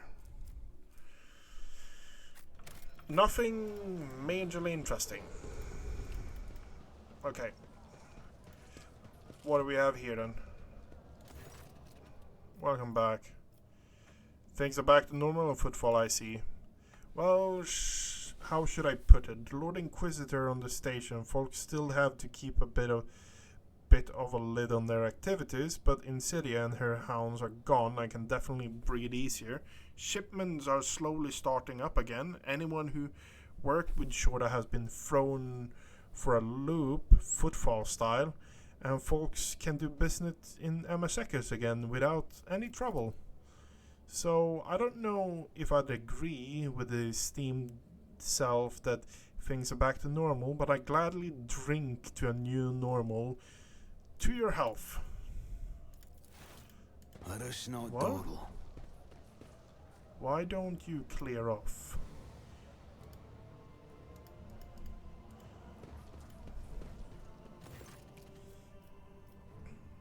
Let's see what you have for offer. So we're 33,000. Next rank would be 34,000.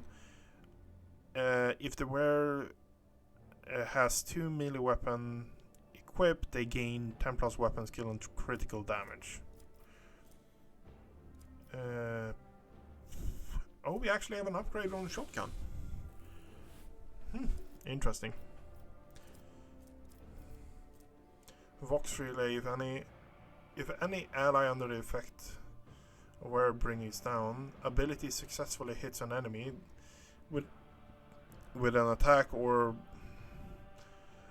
a target with their ability, the wearer gains +1 fellowship bonus and willpower until the end of combat for their each different enemy target hit. I got hiccups now, fuck. All type of physical damage dealt to the target hit by the shotgun pistol are increased by 33% for 2 rounds. The wearer's demolition and area of attacks with weapon deal additional damage.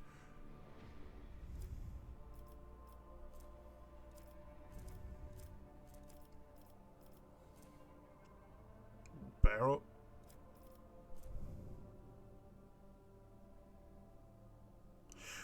100 damage. Whenever the wearer uses slash, dash, or kick, the agility bonus, movement speed, movement resolve. Okay, yeah. Improved heavy bolter. Yes. Each kill with this increased the fire rate by 1. And we can almost afford it as well. We just need the reputation. 4,000. We can move up 1 step. We can move up 1 step.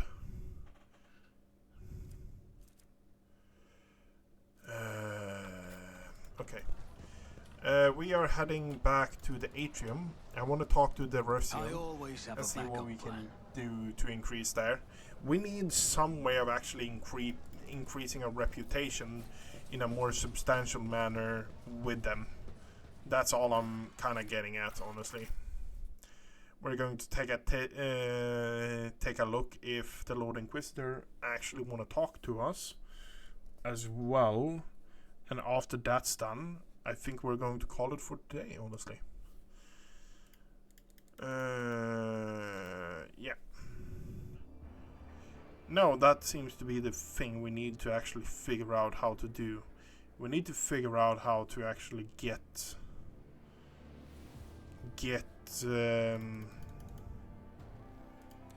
things in order, so to say.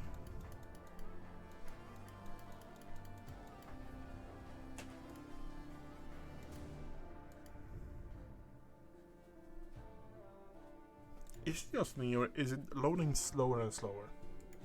It feels like it's loading slower and slower. So, yeah. Always keep your eye on the prize.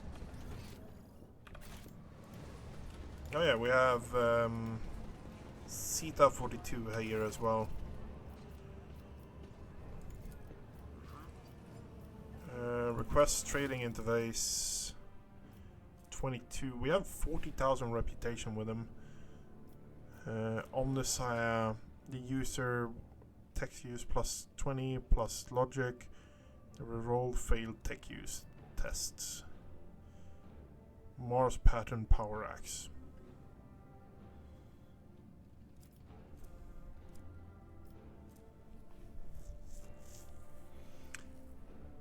Fortress World Origin Tempest Carapace. Getting that one as well. And why not that one as well? I always keep my options open.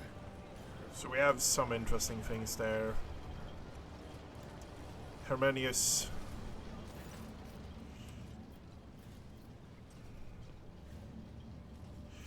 What do you think of the justice I served, Reverend? I grieve, young von Valentius. We did what we had to do, but I mourn our loss all the same. Insidious soul may have been lost, but it still was purer than that many of the vipers that call themselves holy fathers of the ecclesiarchy. Her lives could have served as an example of true faith to many. Yeah, let's... I'm really low with these guys, am I not? The other was on like 30, 40k. And here I'm just like...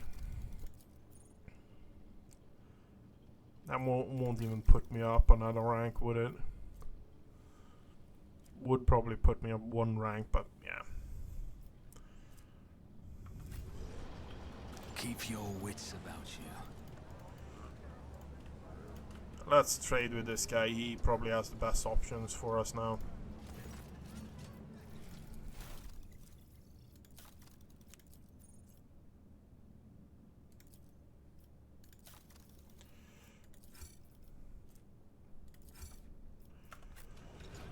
Let us not dawdle. We need to find a way to actually increase our reputation with all of these guys, like, ridiculously fast.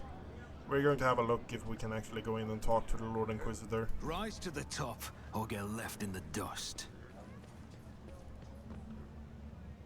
Close to outsiders. Okay, fair enough.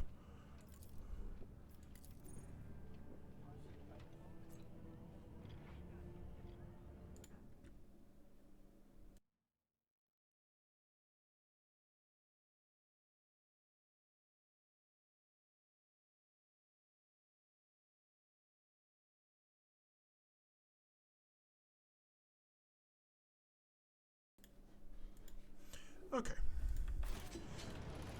What can we increase our reputation with here? 900, 2400. Okay, yeah. Don't really want Xenos artifact. You just want melee weapons. Holy gift seems to be the thing that is the most prevalent for you. Is there money to be made?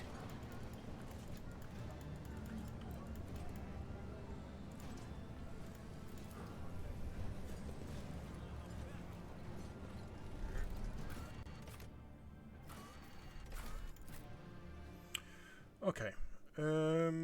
Yeah.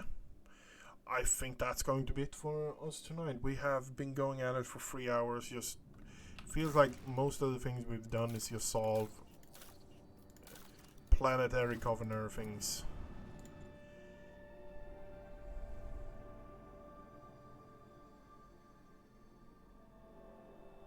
Next thing we're actually going for is this. We have 2 unexplored locations here. That's where we're heading. I think that's the most obvious thing we can do.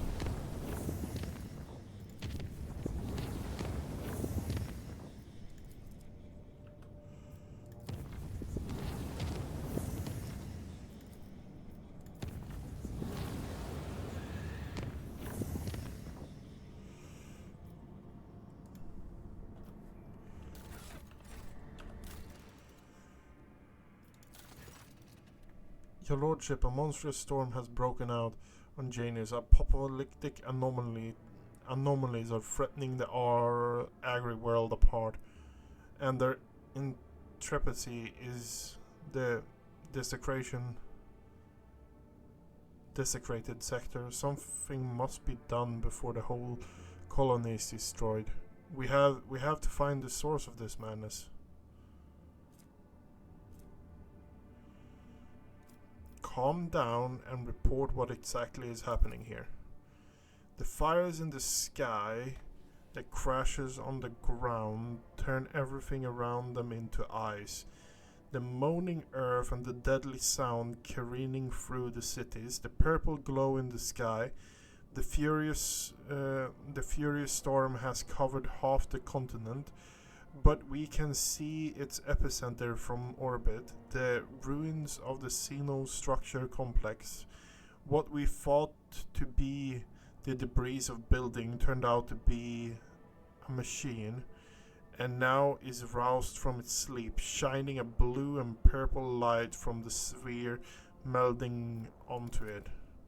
The deadly spirits have become more material, and now everyone can see that they are not dancing, they are fighting and chanting 2 names, Halcyon and Kesai. Thankfully, there are much less of them there than there were. Gaps even appear in the horrifying cyclone of dancing, twisting about the epicenter. What did we know about this cataclysm? The leader of the Inquisition squad, Lady Sue, did not grace us with her full report, since she has been hastily preparing for the expedition into the heart of the anomaly. But she mysteriously claims that we have become the witnesses of an ancient clash of between Xenos, and in spite of our unfamiliarity with their conflict, it is important to choose our ally in the struggling wisely, whatever that means. Some wretched by the name of Say has come out of the thicket to meet our people. It is hard to understand him, but he has managed to explain that soldiers that Halcyon and Cassie are fighting, Halcyon in the unusual way, and Kessie is wrong, corrupted way. It seems that he wants to collaborate with us and trying to ask for help.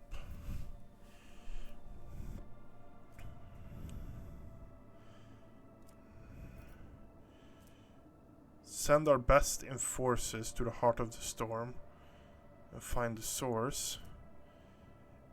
Have the wretched Shay lead the soldiers into the forest. We're ready to cooperate.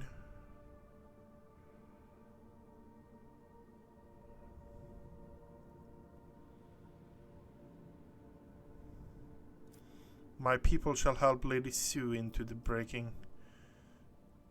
I barely have any best chances have say. I honestly kind of want to go for send soldier enforcers. It's in between these two, honestly, because we have like 0 chance of actually succeeding with Sue, it seems.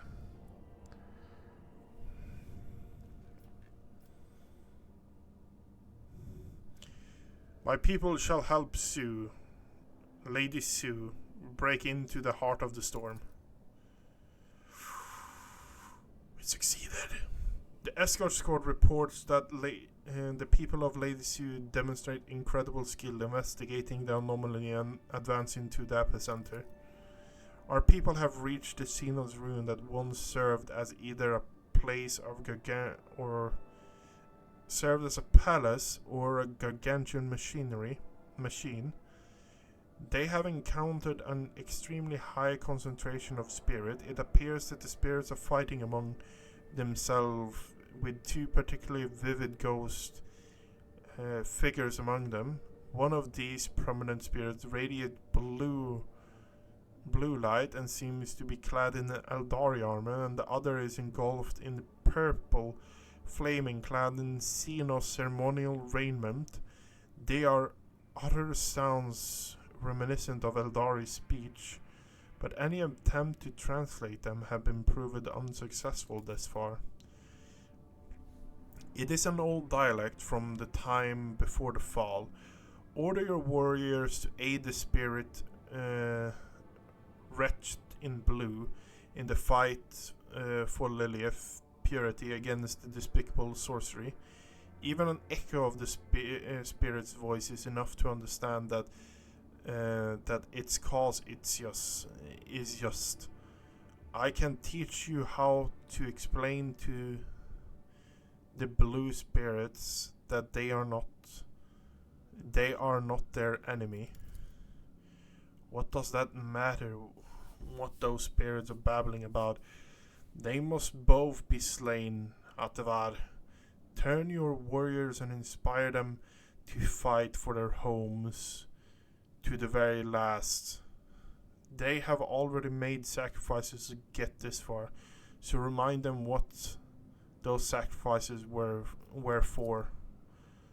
Lady Sue intends to fight both sides of the spirit's conflict, but your soldiers are waiting your confirmation of orders.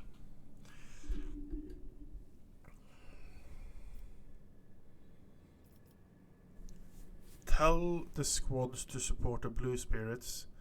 Yelet, make sure that the men knows the right word. Tell my warriors they are fighting for Janie's future and the world is free from vengeful Xenos, and their Lord Captain is watching. I'm ordering them to attack the spirits of both kinds. Yeah, we're helping the spirits in blue, I think. Yeah. The scouts attacked, destroyed the purple spirit, one after another. The blue phantom recognized their allies and did not harm them. Once the battle was over, the dignified spirits, swathed in blue flames, reached out to the scouts' fought, granting them a vision. Lilius. Oh. The planet, which was inhabited by Eldari prior to the fall, at some point became one of the many threats of war between Central Excess, the Dogma, that reigns over the Xenos of that time. Aesthetic self-restraint, local ruler Kessie was enlightened and wise, yet susceptible to depravity. In his desire to transfer his soul into another form of existence, he created a mechanism that would let him take over bodies and minds of all his people. One of the ruler's bodyguards, named Halcyon, rose against the tyrant and mortally wounded him, but could not stop him from merging with the machine. Halcyon then gave his life to bind his own spirit to the device and continue fighting therein. This tragic conflict marked an end of the Andari planet, but preserved an echo of their souls, of those of their leaders. The spirits disappear, but for how long? The bodies have fallen, a strange relic discovered amid the ruins, the only proof of that. For a single day, Janus was once more engulfed the war between fallen Xenos.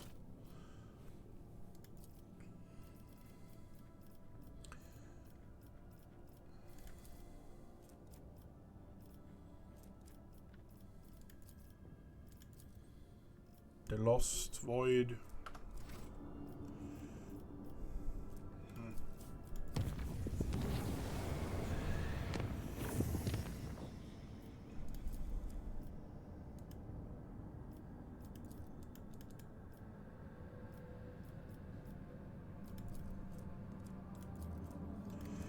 Are you serious? So I'm locked because I don't have enough navigator insights to travel that way.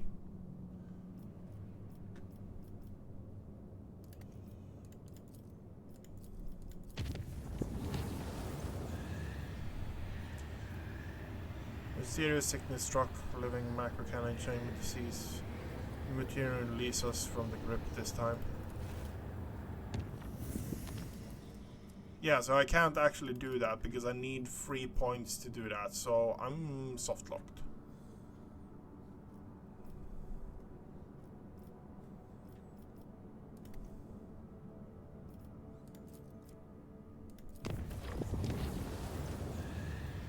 But traveling, yeah.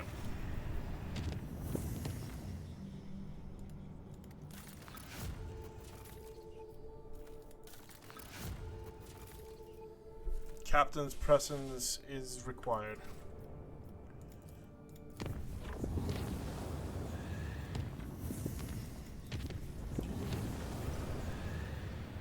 Demonic eyes has materialized and begun to slither across the walls on the crew quarter of 39. Burning orbs swell like bubbles. Fetid swamp gas, only seclusion place at first. Later appearing in plain sight, everyone subjected to the glare started to experience headache. The spells of self-flagellation after one officer peeled off a portion of his own skin to fashion a makeshift eyelid for one of the fiendish orbs. The section was quarantined since neither fire nor mutation could prevent more eyes from sprouting out the ship. The vessel was cleansed only by escaping the clutches of the embraced soul scene.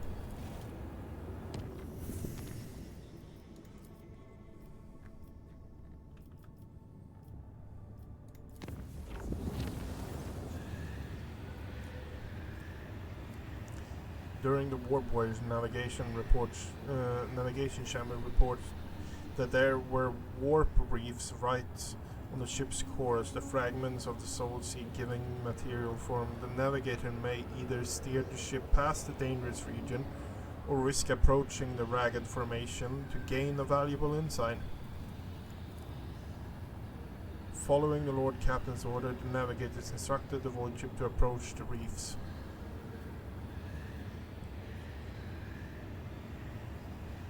Oh, we actually gained... I just complained about that. Oh yes. Oh yes. Fucking amazing. And passed a sharp formation without brushing against a single one. No one on the board notices anything peculiar, but it became a momentous event for the navigator that granted her a special understanding of the warp emanating. Fucking amazing. The vessel confessor reports discontinued among their flock during the traditional ceremony.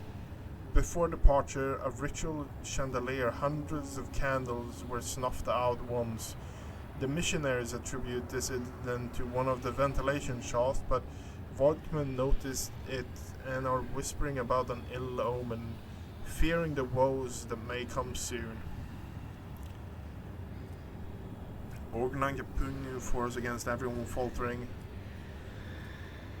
Sanctify all chambers of the void ship one more time.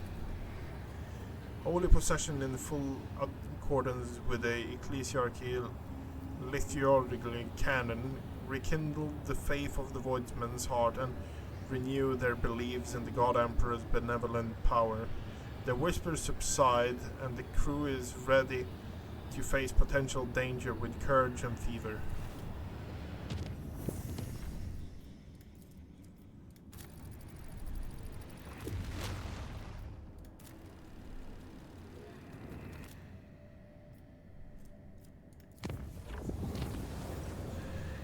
Warpyog was successful, but Voxmaster reports the following incident.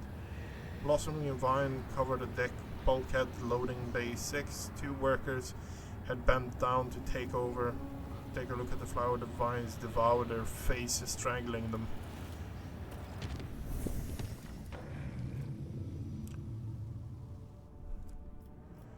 Okay, we got gain 1. We don't need to actually spend that, and we have free points now. Visit the system.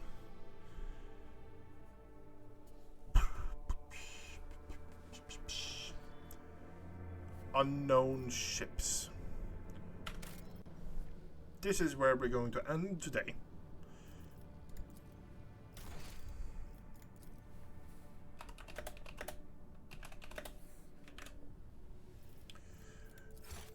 I want to wish everyone a good night. I will be back tomorrow, but we're playing Factorio tomorrow. Or at least I hope so. So, I hope you guys enjoyed it. I wish everyone a good night. If you liked what you saw, click the follow button.